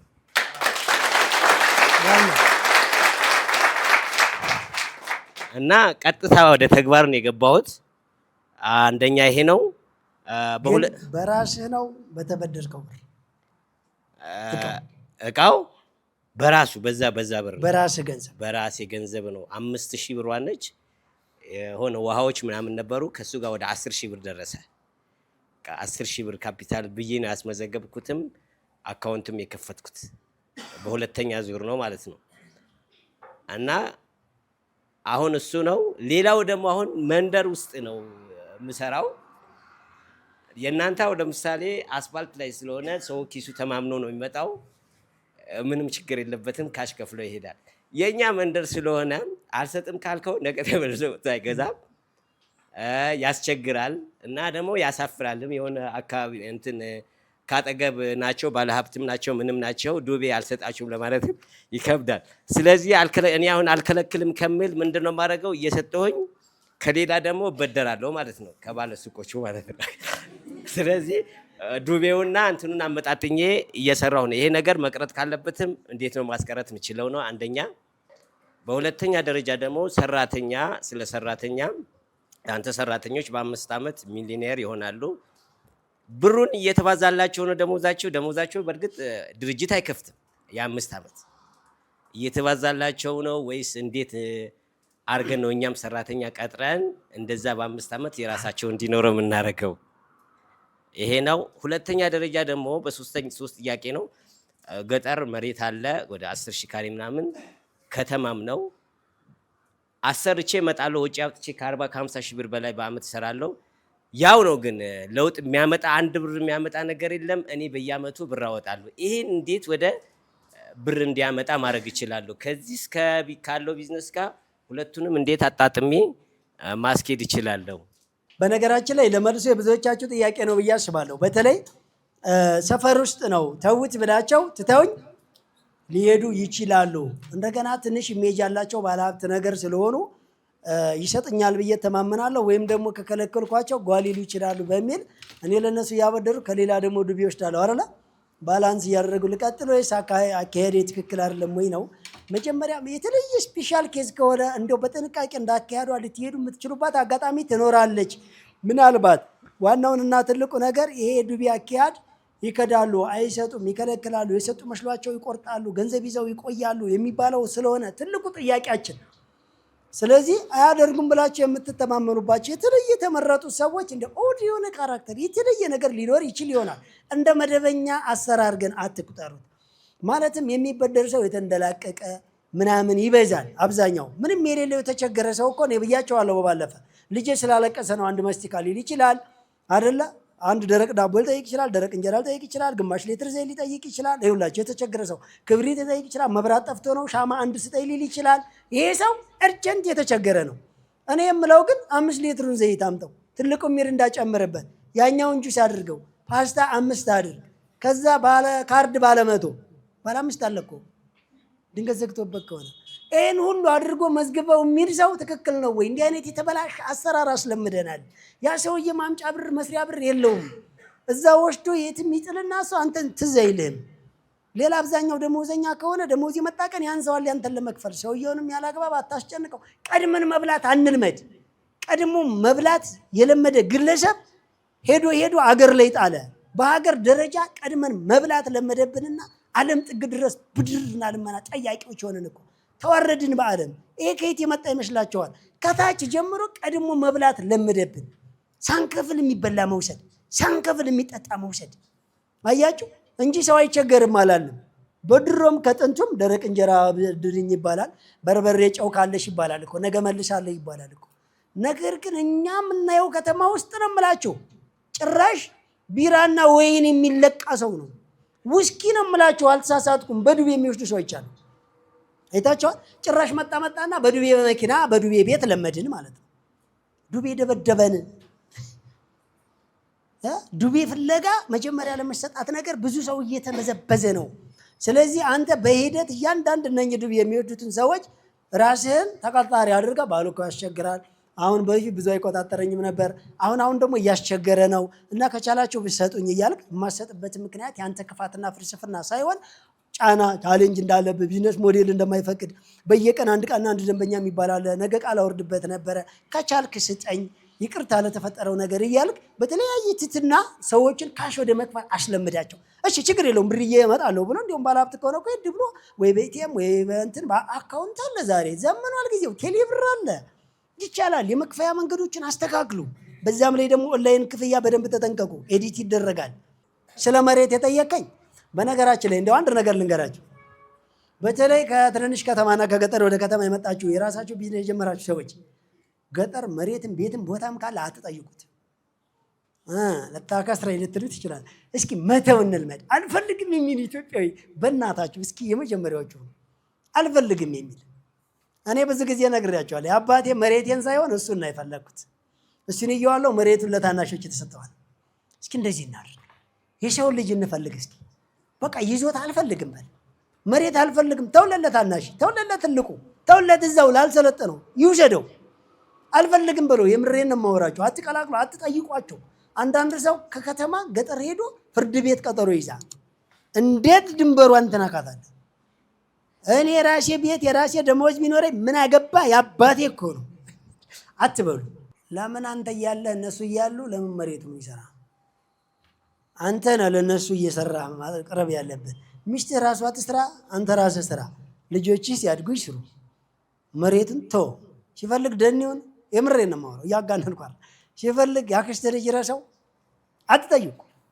ለቀጣይ ልጆች እንዲያው መሬት ሳይሆን ጭንቅላታቸውን እንዲጠቀሙ አሳያቸው። መሬት እንደገና ይዘረጋል። የእናንተ ሰራተኞች ለምሳሌ ከ5 ዓመት በኋላ ሚሊዮነር ይሆናሉ። ሰራተኞቻቸውን ከ5 ዓመት በኋላ ተሻለ ደረጃ ላይ እንዲደርሱ አድርጉ ትለናለህ። እውነት ለመናገር 5 ዓመት አንድ ሰው ሰርቶ ሚሊዮነር መሆን በደሞዙ አይችልም። ወይም ድርጅት አይከፍትም ወይስ ገንዘቡ እየተባዛላቸው ሸማላ ነው ወይ የሚቆየው አይደል ያለኝ። ይሄ ሁላችሁም ጥያቄ ሊሆን ይችላል። ገንዘባቸው ምንም አይባዛላቸው፣ እውቀታቸው ግን ይባዛላቸዋል። አይባዛላቸውም ማለት ተመሳሳይ አይደለም የሚታሰብላቸው። በየጊዜው ደረጃቸውን ባሻሻሉ ቁጥር ከፍ ያለ ነገር እንደሚገባቸው እናውቃለን። 5 ዓመት እኛ ጋር ሲሰሩ እኮ 1 ብር አልጠፋም። ጥቅም አልወሰዱም ከኛ። ለምን? ሁሉንም ወጪ እኛ ነን የምንችላቸው። ምላጭ እንኳን አይገዙም። ጥፍር መቁረጫ ነው የምልህ። ካርድ አይሞሉም ከነሱ። ሶፍትም አይገዙም። የለም በቀን 4 ጊዜ መመገብና ሙሉ ወጫቸውን መቻል፣ መጓጓዣና መጠለያ፣ መዋቢያና መታከሚያ እንዲሁም የዓመት በዓል ማክበሪያ፣ ለጉብኝት የሚሆን ኤክስትራ ሁሉ ድርጅቱ ነው የሚችለው። ታዲያ ድርጅቱ ይሄን ሁሉ ችሎ ደሞዝ ሲከፍል አይከስርም ወይ እንዳትሉ ብዙ ጊዜ አውርቻለሁ። ተጨማሪ 6 ሰዓት ለድርጅቱ ይሰራሉ። የባከነ ጊዜም የለም፣ የባከነ ገንዘብም የለም። ተጨማሪ የሰሩት በቀኑ 6 ሰዓት 8 ሰዓት ግዴታቸው ነው። 6 ሰዓት ተጨማሪ ይሰራሉ። በቀን 14 ሰዓት የስራ ባህላችን አደረግነው። ተጎዳን። ይሄ ገንዘብ እሺ ይሁን ተጠራቅሞ ድርጅት ይከፍታሉ ካልክ በጣም ይከፍታል። ለምን በሉኝ፣ 5 ዓመት የተካበተ ልምድ አለ። በላይ አትክልትና አስቤዛ ወይም በላይ ቢዝነስ ግሩፕን የሚያክል ትልቅ ድርጅት ከጎናቸው አለ። የሰለጠነ ሰራተኛ ይሰጣሉ። ለ5 ዓመት የተካበተ የሊደርሺፕ ኳሊቲ ብቃት አለ። ከተራ ሻጪ ወይም ካሻሪ እስከ ግዢና ኦፊሰር ድረስ በእኛ ድርጅት ውስጥ ኤክስፒሪያንስ ወስደዋል። የሊደርሺፕ ኳሊቲ፣ ሰራተኛ አያያዝ፣ የመግዛት የመሸጥ በትንሽ ጀምሮ ትልቅ የመሆን ልምድ ለምደዋል። ተወውና 5 ዓመት በተሰራ ደመወዝ በ100 ብር ድርጅት እያስከፈትን ነው አይደለም? ይከፍታል ነው የምልህ። ትልቅ ድርጅት ነው የሚከፍተው። ደግሞም ትልቅ ድርጅት የሚከፍትላቸው የራሳችን ድርጅት ነው። ለምን? 5 ዓመት ሙሉ ያለ ማናጀር በቀን 14 ሰዓት አገልግለውናል። በጣም ትልቅ ድርጅት ነው የምንከፍትላቸው። እነ ነፃነት አትክልትና አስቤዛን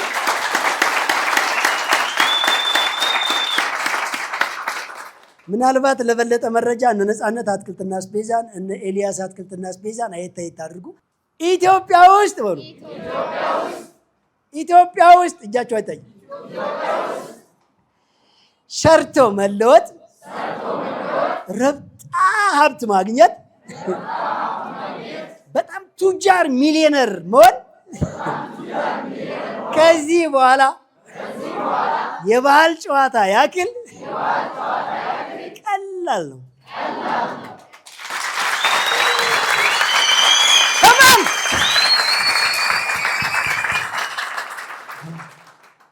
እሺ ቀላል ነው አልከኝ።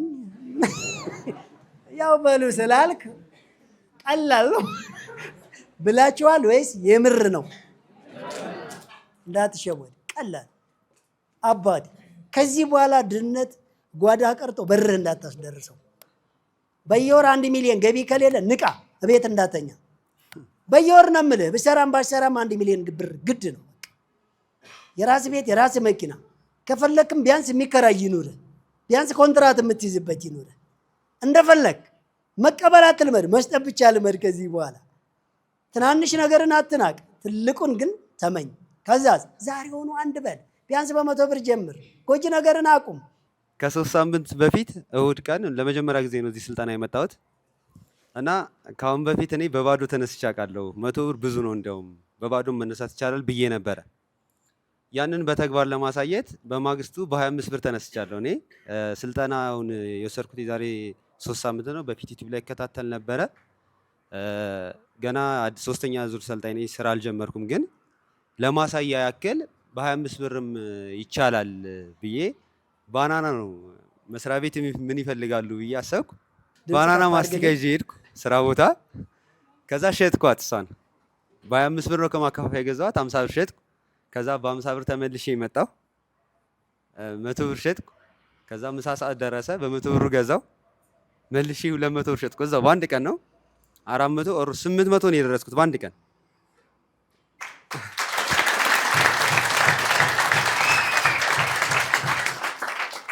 ባናና ጀመርኩ። በቃ በጣም ነው ፊታቸው ራሱ ያስታውቃል። ቤቢ ሾ ምናምን እና በጣም ነው ፊታቸው ያስታውቃል። ግን እነሱ ናቸው የገዙኝ። ለነሱ ሸጬ ነው እኔ ትርፍ ያመጣሁት ማለት ነው። እና ህፃኑ ማን እንደሆነ አንተ እያሳየን እና ከዛ ለነሱ ሰጠዋቸውና ሸጥኩላቸውና ከዛ ማር የሚፈልጋለ እዚህ አልኩ። እኔ ማር ራሱ የምቀበለው ሰው የለም ነበረ። ከዛ ማር የሚያመጣ ልጅ አውቃለሁና ማር የሚፈልጋለ ስል አዎ እኛ ንጹህ ማር ከሆነ እንፈልጋለን ምናምን ሲሉኝ 2 ኪሎ ማር አዘዝኩ ማለት ነው። የተነሳሁት ግን በ25 ብር ማሩ 1000 ብር ነው የተገዛው። እኔ በ1200 ብር ነው የሸጥኩት ማለት ነው። እና ምንድነው ዋናው ነገር ኢጎ አለብን። ምንድነው ኢጎአችን? ለምሳሌ 5000 ብር የሚከፈለን ከሆነ ይቺን ስራ ለቂ በ5 ብር እንደገና ወደ ታች ልስራ፣ ጎዳና ላይ ልሽጥ የሆነ ነገር ኢጎ ነው ዋናው ነገር። ጭንቅላታችንን ማሳመን ነው። ወርደን ከሰራን መለወጥ እንችላለን። ባለን ነገር እንጀምር። ብዙ ገንዘብ አውጥተን በጀመርን ሰዓት እንደውም ግራ ነው የሚገባል። ከትንሽ ግን ስንነሳ ቢዝነሱን እየለመድ ነው እያየነው ነው የምንሄደውና እንደ አስተያየት ነው። በኋላ ትናገራለህ ስላለኝ ነው እኔ በላይ ለመናገር የተነሳሁት። ገና ምን መጀመሩ ስለሆነ ለማውራት ከልብ እናመሰግናለን። ዋናው ነገር ያቺን ነገር እንዲይዙ ፈልጌ ነው ማለት ነው። እሺ አያችሁ የተሻለም አለ የተሻለም የተሻሻለም አለ ለካ። አያችሁ ብለናል እኛ ሳጎርጓሪ ዘንዶ ያወጣል። የበለጠና የተሻለ ጭራሽ ይመጣል። በላይ 100 ብር ነው ያለው በ25 ብር ይቻላል እያላችሁ ነው። በነገራችን ላይ እንደዚህ አይነት ትናንሽ ነገሮችን ስታድጉ እንዴት መለማመድ እንደሚያሳያችሁ ማለት ነው። እሺ ነው እዛ ጋር አለ። እሺ ነው እዚህ ነው። አንድ ጊዜ ሞቅ አድርጋችሁ ወደዚህ ለአንድ ደቂቃ ያክል ወደ ማለት ነው። እሺ አንድ ደቂቃ ያክል አዳምጡ። ታዲያስ እንዴት አደራችሁ? ቆይታ እንዴት ነበር? ቆንጆ ነበራ። ስለዚህ ዛሬ ማጠር ያለች ግጥም ነው እየላችሁ የመጣው። በጥሞና እንድታዳምጡኝ እጠይቃለሁ። ያው ስህተት ካለ እንደምታስተካክሉኝ እርግጠኛ ነኝ። አኮረፍከዋሉ ይላል ርዕሱ። አኮረፍከዋሉ ሰደበኝ ትላለህ ወይ አለማፈርህ፣ ጌም ዞን ተገትረህ ታዲያ ምን ያድርግህ? እሰይ ደግ አደረገ እንኳንም ሞለጨህ፣ ሳምባ ትጠብሳለህ ሲጋራ ለኩሰህ። አኮረፍከዋሉ ጀግና ዘመዴን እረፉ ስላለ ውስኪ መጠጥን፣ አወይ አለማወቅ አጉል መሰልጠን፣ ሌሊቱን በሙሉ እንደንሳለን። በላይ ጀግና እኮ ነው የአገር ተቆርቋሪ፣ ፈልገህ አምጣ እስኪ እንዲህ ያለ መሪ። ላቡን ጠብ አድርጎ በገነባው ጥሪት፣ ልትሰማው ይገባል ሲነፋ ነጋሪት። ቆርጦ ስለመጣ ድህነት ለማጥፋት ስማኝ ሀገሬ ሰው ልብ ስጠኝና፣ ቲቪህንም ክፈት ሪሞት ያዝና፣ አዳምጠህ ተቀበል የቢዝነስ ስልጠና። ሁሉም በነፃ ነው ግባና ኩምኩም፣ የራስህንም ጉዳይ በዛውም ገምግም። ማክሮፍን ተውና አብረን እንሰልጥን፣ በፍጥነት ተቀበል የቢዝነስ ፕላን። ከሰራን በኋላ እናየዋለን፣ ከተግባር በኋላ እናየዋለን። አትድከም ሁሌም ሳትጠራው እርሱ የሚጠራህ፣ ተለወጥ እያለ በፊትህ የሚጮህ እግዜር አድሎሃል ጀግና ወንድም አለህ። አትድከም አንተ ሰው ወደፊት ተራመድ፣ ዶላርን ፍለጋ ውጭ ሀገር ከምትሄድ እዚችው ምድር ላይ ስራን ተለማመድ። ራስክን አዘጋጅ ለሚመጣው ሁሉ፣ ሰልቦ ሂያጅ ይበዛል ከባድ ነው ዘመኑ። አይዞህ ወንድም ዓለም ብርታቱን ይስጥህ፣ አትድከም አንተ ሰው ምርጥ አበሻ ነህ። አንትድከም አንተ ሰው ምርጥ አበሻ ነህ። ቃልም የተሰጠህ ከአንድያ አምላክህ በየጭፈራ ቤት ዳንኪራ ትተህ ወደ ስራ ግባ እውነት ልምከርህ። ወደ ስራ ግባ እውነት ልንገርህ። ሙሴን አስታወሰኝ መጽሐፍ ላይ ሳነበው ይሄው የኛ ጀግና በላይ ራሱ ነው። ይሄው የኛ ጀግና በላይ ራሱ ነው። ይሄ ስልጠና እኮ ዳግም አድዋ ነው። ይሄ ስልጠና እኮ ዳግም አድዋ ነው። ሊያሻግር ይጥራል በራሱ ፍላጎት። በደንብ ተከተለው አቅጣጫ እንዳትስት። ሁሌም እንደሚልህ ዝቅ በለ ስኬት። ወደ ተግባር ገብተህ መስካሪ ይሆንለት። ወደ ተግባር ገብተህ መስካሪ ይሆንለት። አመሰግናለሁ።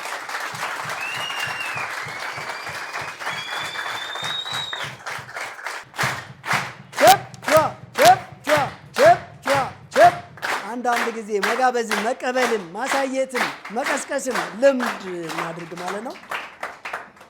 ሽማልባል በእምነት ካሳሁን ከአሰላ። በእምነት ካሳሁን ካሰላ። እንደማደራችሁ። የግጥሜ ርዕስ የእድገትን ሀሁ። በፈታኝ መዋቅር በእልህ አስጨራሽ ዳገቱን ጨርሰው በመሆንም ታጋሽ አኗኗሪ ሳይሆን አኗሪም ሆነው ኑሮን ያቀለሉ ሰዎች አይቻለው።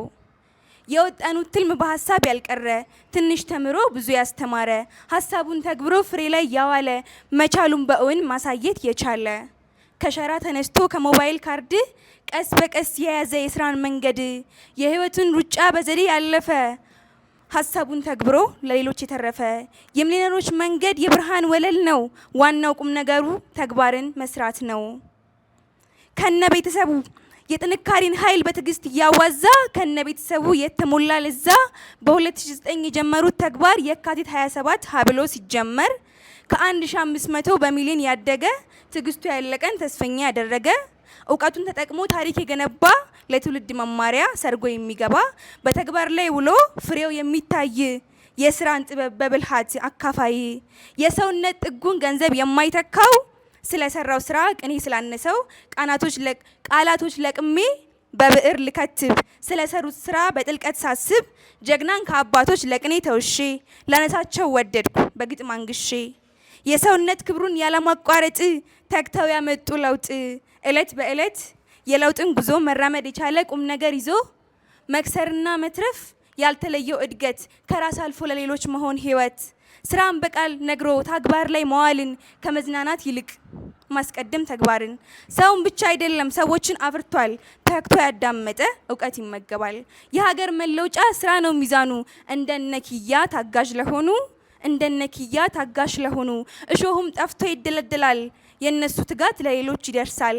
ታዲያ በዚህ ዓለም ጥበበኛ በበዛበት አጥፊ እንጂ አልሚ በጠፋበት የስራን ጥበብ በተግባር ከሽኖ ኋላ ቀሩን ስራ አዘምኖ ኑ እወቁ የሚል እውቀቱን ሰጥቶ የማይገኘውን ጊዜውን ሰውቶ ሰውን የሚያበቃ አንድ ሰው ተገኝቷል። እንደኔ ሽልማት ይገባዋል።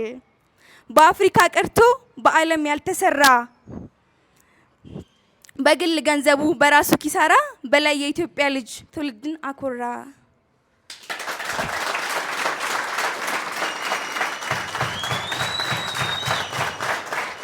ከልብ እናመሰግናለን። መልእክታለሽ? ሁለተኛው መልእክቴ ደግሞ ለበላይ ሞርዴና ለባለቤቱ እንዲሁም ለመላ ቤተሰቦች የተሰጠ ከሰዓሊና ደራሲ በእምነት ካሳሁን ይላል።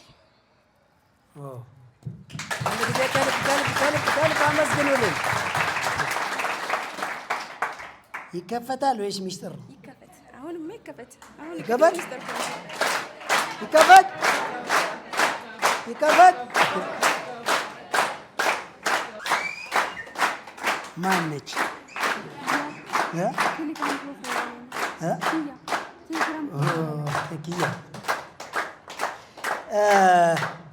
በነገራችን ላይ የሚሊዮነሮች መንገድ ሲመሰረት ብዙ ጊዜ ከፊት ለፊት በላይ ነው የሚታየው። ለዚህ መሰረቱ ደግሞ በላይ አትክልትና አስቤዛ ማዕከል ነው። በላይ አትክልትና አስቤዛ ማዕከል ደግሞ ከጀርባ ያው መስራችና ኤነርጂ ያው ዳግማዊ ጣይቱ ኪያለች። እሷን በሚገርም ኪነት ስላት ነው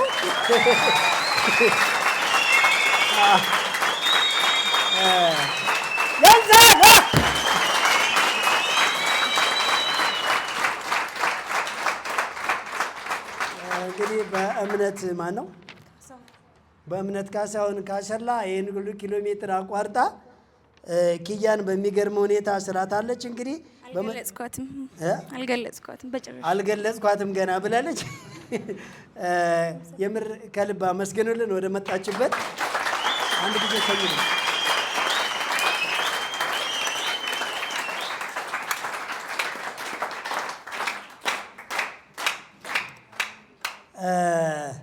ያው እንግዲህ በነገራችን ላይ ሰዎች ካለፉ ከተረሱ ከሞቱ በኋላ እንዳለመታደል ሆኖብን በመዘከርና ሐውልት በመስራት ነው የምንታወቀው።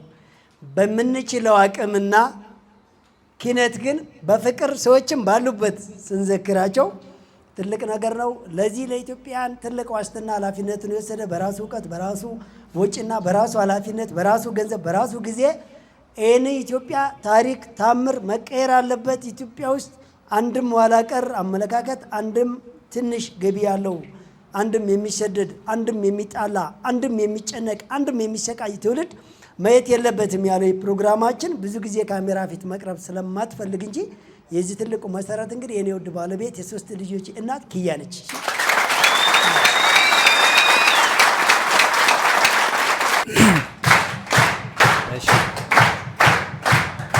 በተከታታይ እጅ ስላወጣ ነው ብሎም ደግሞ የተሻለ መልእክት አለው ብዬ አስባለሁ። ስምና አድራሻና ያለችህን ሀሳብ ንገረን። እሺ፣ ሞገስ ኑሮዋቅ እባላለሁ። ትንሽ ማይኮን ተጋርግ ድምጽ በደንብ ስጥልን። እሺ፣ ሞገስ ኑሮዋቅ እባላለሁ። የመጣሁት ከአውራምባ ነው። ከአውራምባ ማህበረሰብ ያንሳል። ለአውራምባ ማህበረሰብ በታሪክ የማያውቀው ሰው የለም። የምገልጸውን ነገር በሙሉ ግጥሙ ስላለልኝ ብዙ ማለት አልቻልኩም። ገልጾልኛልና እንደው የተሰማኝን ለመግለጽ ያህል ስለ በላይ ወይም ስለ ሚሊዮነሮች ሚዲያ በቅርቡ ነው ያወቅኩት። ግን በጣም ሰፊ የሆነ ግንዛቤ በዩቲዩብም በቴሌቪዥንም ካየሁ በኋላ በጣም ስለተደመምኩ ነው እዚህ ቦታ ለመገኘት የወሰንኩትና በጣም የሚገርም ነገር መቼም እዚህ ሀገር ውስጥ አዲስ አስተሳሰብ አዲስ ሁኔታ ሲመጣ ሁሉም ነገር ወዳልሆነ ነገር እንተረጉመዋለን። ከፖለቲካ ጋር እናያይዘዋለን፣ ከሃይማኖት ጋር እናያይዘዋለን። እንዲሁም ትናንትም ሲል ሰማሁት በላይ 666 አስተሳሰብ ነው 666 ሳይሆን 100 ሲደመር 100 200 ነው ሲል ሰማሁት እና በጣም ተገረሙ። ምንጊዜም አዲስ ሀሳብ ሲመጣ ፈተናዎች ይበዛሉ። ግን ይህንን ጠንክረን ካለፍነው ስኬት ላይ እንበቃለን። እንደተባለው በላይ 750 ሺህ ብር ወጪ እያደረገ ትውልድ ለመቅረጽ እየሰራ ነው አሁን ያለውና ይሄ በቃ ሁሉም ባለሀብት ይህን አይነት አስተሳሰብ ቢከተል አገራችን የተሻለ ቦታ ትደርሳለች ብዬ አስባለሁ። አብረን እንደግ፣ አብረን እንስራ እያለ ነው በላይ። መንገዱን ደግሞ እኔ ያሳያቸዋለሁ እያለ ነው። ስለዚህ ሰው ላይ ትውልድ ላይ ኢንቨስት ማድረግ ማለት በጣም ትልቅ የሀገር ውለታ ነውና በላይን የመሰሉ ሰዎች ያብዛልን፣ እድሜውን ይጨምርልን። እኔም በራሴም ስሰማም ከጓደኛም ስረዳ ቢዝነስ ለመጀመር መነሻ መቻለን እንላለን ብዙዎቻችን። ከ100 ብር ተነስቶ ግን ሚሊዮነር መሆን እንደሚቻል በላይ በተግባር ሰርቶ አሳይቶናል አይደል? ያንን ተግባር ይዘን በፕሮፖዛል ወይም ደግሞ በሚያሳየን ቢዝነስ ፕላን ተከትለን ትልቅ ደረጃ መድረስ እንችላለን። ሀገራችን ወርቅ ናት፣ መጠቀም መስራት ነው ያቃተን። ከመላው ዓለም የተሻለ ሪሶርስ ያላት አገር ናት እና ሰርተን ሌት ተቀን ሰርተን መቀየር እንችላለን። ተዋደን ተፋቅረን ከሄድን ደግሞ ዓለምን ማስደመም እንችላለን። ይህም መንገድ ደግሞ በላይ ሊያሳየን እየተንደረደረ ያለ ወንድማችን ነውና ከጎናችን ነው። እኛም በስራ ከጎን ሆነ እናሳየዋለን። አመሰግናለሁ። በጣም ደስ ብሎኛል ስለተገኘው።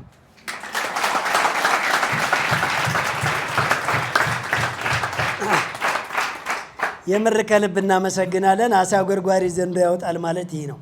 እስኪ ከዚህ መካከል የአውራምባ ማህበረሰብን ባህልና እሴት ሲወራ የሰማ ወይም በትምህርት ስራ ላይ ወይም በሆነ ፕሮግራም የሚያውቅ አንድ እጅ አውጥልኝ። የሚያውቅ አውራምባ የሚባለውን የማህበረሰብ ባህል የሚያውቅ በጣም ብዙ ሰው የሚያውቃል። በጣም ብዙ ሰው የሚያውቃል። በጣም ብዙ ሰው የሚያውቃል። የተጻፈውን ሳይሆን መኖር ያለበትን የሚኖሩ ተጽፎ የትም የማይቀርበት ሰፊ ይዞታ የማያስፈልጋቸው በሀገራቸው ምርትና ጥበብ የሚተዳደሩ በዓለም አፍን ያስጫኑ ትምህርት ቤት በር ሳይደርሱ ግን ከትልቅ ዩኒቨርሲቲ ዶክትሬትን የተሰጡ እጅግ በኢትዮጵያ ውስጥ ዲሞክራሲ፣ ፍቅር፣ ሰላም፣ ታማኝነት፣ የስራ ሱስ ያደረባቸው የምር እንደዛ አይነት ኢትዮጵያ ውስጥ አለ ተብሎ አይታሰብም። እኔ ግን በታሪክ ብቻ ነበር የማውቃቸው። በአካል አንድ ሰው ስላገኘው በጣም ደስ ይለኛል። የዚህ መስራችና ትልቅ ለትውልድ ያበቃውን ክቡርና ዶክተር ዙምራን በቅርብ ቀን እዚህ መድረክ ላይ ታገኛቸዋለች።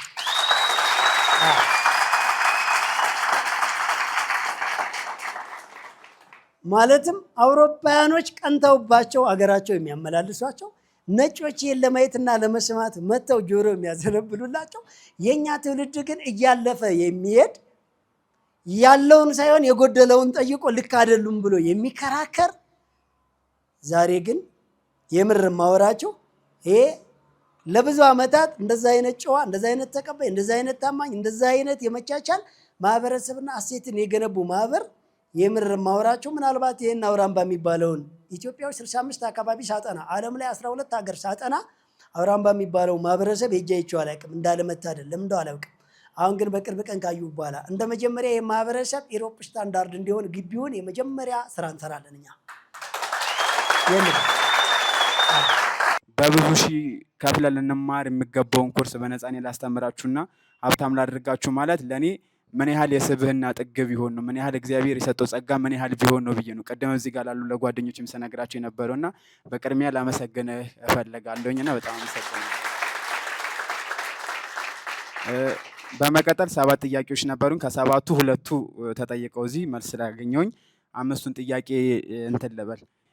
ካለኝም እንትን አንጻር ቤት ውስጥ ነው የምሰራው፣ የቀበሌ ቤት ውስጥ ነው። ፈቃድ በሙሉ ጨራርሻለሁ። በብድር ተበድሮ ስራ መጀመሩ ኃላፊነቱ ይሄን ያለ ጎላ ነው ወይ? እሺ። ሁለተኛው ደግሞ ጥናት ለማድረግ ምን ያህል ጊዜ ይፈጅብኛል? ሶስተኛው ደግሞ ኮንፈርት ዞን የሚባለው ወይም ደግሞ ምቹነት የሚባለውን ጥሎ መውጣት ለስኬት ሲባል በተደጋጋሚ እንሰማለን ሶሻል ሚዲያ ላይ እና አሁን ያለሁበት ደግሞ ኮንፈርት ዞን ነው ማለት የቤት ኪራይ ስለማልከፍል ከዛ አንጻር አሁን ኃላፊነቱን ያንን ቤተሰብን ጥሎ ወጥቶ በራስ መስራት ነው አዋጭነት ወይስ በደንብ በእግሬ እስከምቆም ድረስ እዛው ሁኜ ስራውን ባስቀጥል? የመጨረሻው ጥያቄ ደግሞ 2 የስራ ሀሳብ አለኝ በራሴ ማለት ነው አዲስ ያልተጀመሩ እምላቸው ግን አሁን 2 ቦታ ተበትኖ መቅረትን ሁለቱንም ለማስኬድ መሞከር ወይስ ደግሞ አንዱን ብቻ አድምተን አንዱን ብቻ ላይ መስራት ነው አዋጭ የሚሆነው የሚለውን ለማለት ነው። አመሰግናለሁ። እጅግ በጣም ጥሩ። ካለው ውስጥ በነገራችን ላይ የመጀመሪያው ብድር መመኪያ መጠጊያ በቃ ልናደርገው የፈልገነው ተመችቶን ሳይሆን ጥረን ብዙ ማስረጃ መተን ተመላልሰን ተቸግረን ነው የምንቀበለው። ለምን ካላችሁ በሌላ መንገድ ዝግ ነው ብለን ስላሰብን። እኛ ግን ምን እንላለን? ከዛ ወዲህ ብዙ ነገር አለ ይቻላል። በ100ም በ1000 ብርም እጅ ላይ ባለውም ነገር ወደ ሚሊዮነርነት መሄድ ይቻላል። ራሱን ሪሳይክል ማድረግና የመልሶ ማሳደግ ነው ዋናው ነገር ነው። ሌላው ብድር ማለት እንግዲህ ሸር መስራት ነው። በነገራችን ላይ ሸር ከመስራት ለራስ ከመስራት ማንኛው ይሻላል? በተፈጥሮ ወይም በሰው ሰራሽ አደጋ የሆነ ነገር ቢመጣብን እሱን ተቋቁመን እንደገና ተለዋጭ ሀሳብን ለመፍጠር ጊዜ አለን ወይ? ዕዳ ካለብን ብድር ካለብን እንጨናነቃለን፣ እንወጣጠራለን፣ ቢዝነሳችን ይበላሻል፣ ስለ ልቦና ጫና ያድርብናል። ግልጽ ነው አይደለ? ከእንደዚህ አይነት ነገር ነፃ ሆኖ በኮንፊደንስና በራስ መተማመን ለማደግ አሁንም ብድር አያስፈልግም። ግን ይሄን የጀመርኩትንና ልቀበል የደከምኩበትን ልቀበሉ ያልቀበሉ ያንተ ውሳኔ ይሆናል። ነገር ግን ከተቀበልከው ትችላለህ። ግን በእኛ ቢዝነስ ፕላን ውስጥ አይገባም። ከኛ ቢዝነስ ፕላን ውጭ በብድር የምትሰራውን ታስቀጥለዋለህ። ለእኛ ቢዝነስ ፕላን በራስህ ብቻ የጀመርካትን ታስመዘግብንልናለህ ማለት ነው። እንደ አጠቃላይ ሌላው ለማጥናት ምን ያክል ጊዜ ይፈጅብኛል? አሻሻቱን፣ አገዛዙን፣ ደንበኛ አያያዙን፣ ይህን እንቅስቃሴውን፣ ሴኩሪቲውን፣ ጥንቃቄውን እንዳንተ ነው። እንደኛ አይነት እንደዚህ አይነት ፕሮግራም በቀላል የምታዳምጥ ከሆነ 1 ቀንና 2 ቀን ተንቀሳቅሰ ወይም የቢዝነስ ነገሮችን አይተህ አድርጎ ከሚሊዮኖች መንገድ ጋር ኮንታክት በመፍጠር በቀላል ጊዜ ይጠናል። ያጠናሃትን ያክል ይዘህ ወደ ስራ በትንሽ ጀምሮ ያልነው ለማጥናት ጊዜ እንዲኖራችሁ ነው። እሱን እየሰራ ቀጣውን ታጠናለህ ማለት ነው። ኮንፈርት ዞን ላልከው ነገር በነገራችን ላይ በጣም አደገኛ ነው። በጥንቃቄ ኪራይ የለብኝ የሚሉ ነጋዴዎች፣ የማምራቸው ወይም አገልግሎት ሰጪዎች ብዙ ጊዜ ከስተመርንም ደንበኛ ምርቱን የሚሆን መግዛት መሸጥን ቀለል አድርገው ያውታል። ቻሌንጅ ብዙ ጊዜ ያነቃቃናል ማለት ነው። የኪራይ ቢሆን ወይም የራስህ ቤት ቢሆንም እንኳን ኪራዩን አንስተህ ከዛ በኋላ ያለውን ትርፍ ነው መስራት ያለብህ። ችግር የለም ኪራይ የለብኝ የሚባል ነገር ወደ ኋላ እንዳይጎትት ነው። እሱም ጥንቃቄ ኮንፈርት ዞን ጥሩ አይደለም ያልነው። መጨረሻ ላይ ያልከኝ ሁለተኛው ያልከኝ 2 አይነት ይሄዳሉ ወይስ አይደለ? አንዱ ይሻላል ወይ? እኛ አውርተናል። 10 አይነት የሚኖራችሁ በእኛ ግን አንዱን ቢዝነስ ፕላን ብቻ አስመዝግቡ። ሌላውን እንደ ፍጥርጥራችሁ ስሩ። በእኛ ቢዝነስ ፕላን ውስጥ ያስመዘገባችኋትን ስራ ካፒታል አይነት ግን ከኛ ፕሮግራም ውጪ አትጨምሩበት፣ አትቀንሱበት። ግልጽ ነው አይደለ? ያልተመዘገበ ይመዝገብ፣ አቴንዳንስ የማይሞላ ይሙላ፣ ስራ ያልጀመረ ጀምር፣ ኢንፎርሜሽን ያላከ ይላክ፣ በአስቸኳይ የሚፈልጉትን ወደኛ ጥያቄ አምጡ። በላይ መልቲ ሚዲያ ብላችሁ በማንኛውም ሰዓትና ጊዜ ዩቲዩብ ቻናላችን ላይ ግቡና መረጃውን በደንብ ተከታተሉ። ለነበረን ቆይታ የተመሰገነ ይሁን እያልን በየሃይማኖታችሁና በምታምኑበት ለአንድ ደቂቃ ተመስገን እንበል። ብድግ በሉና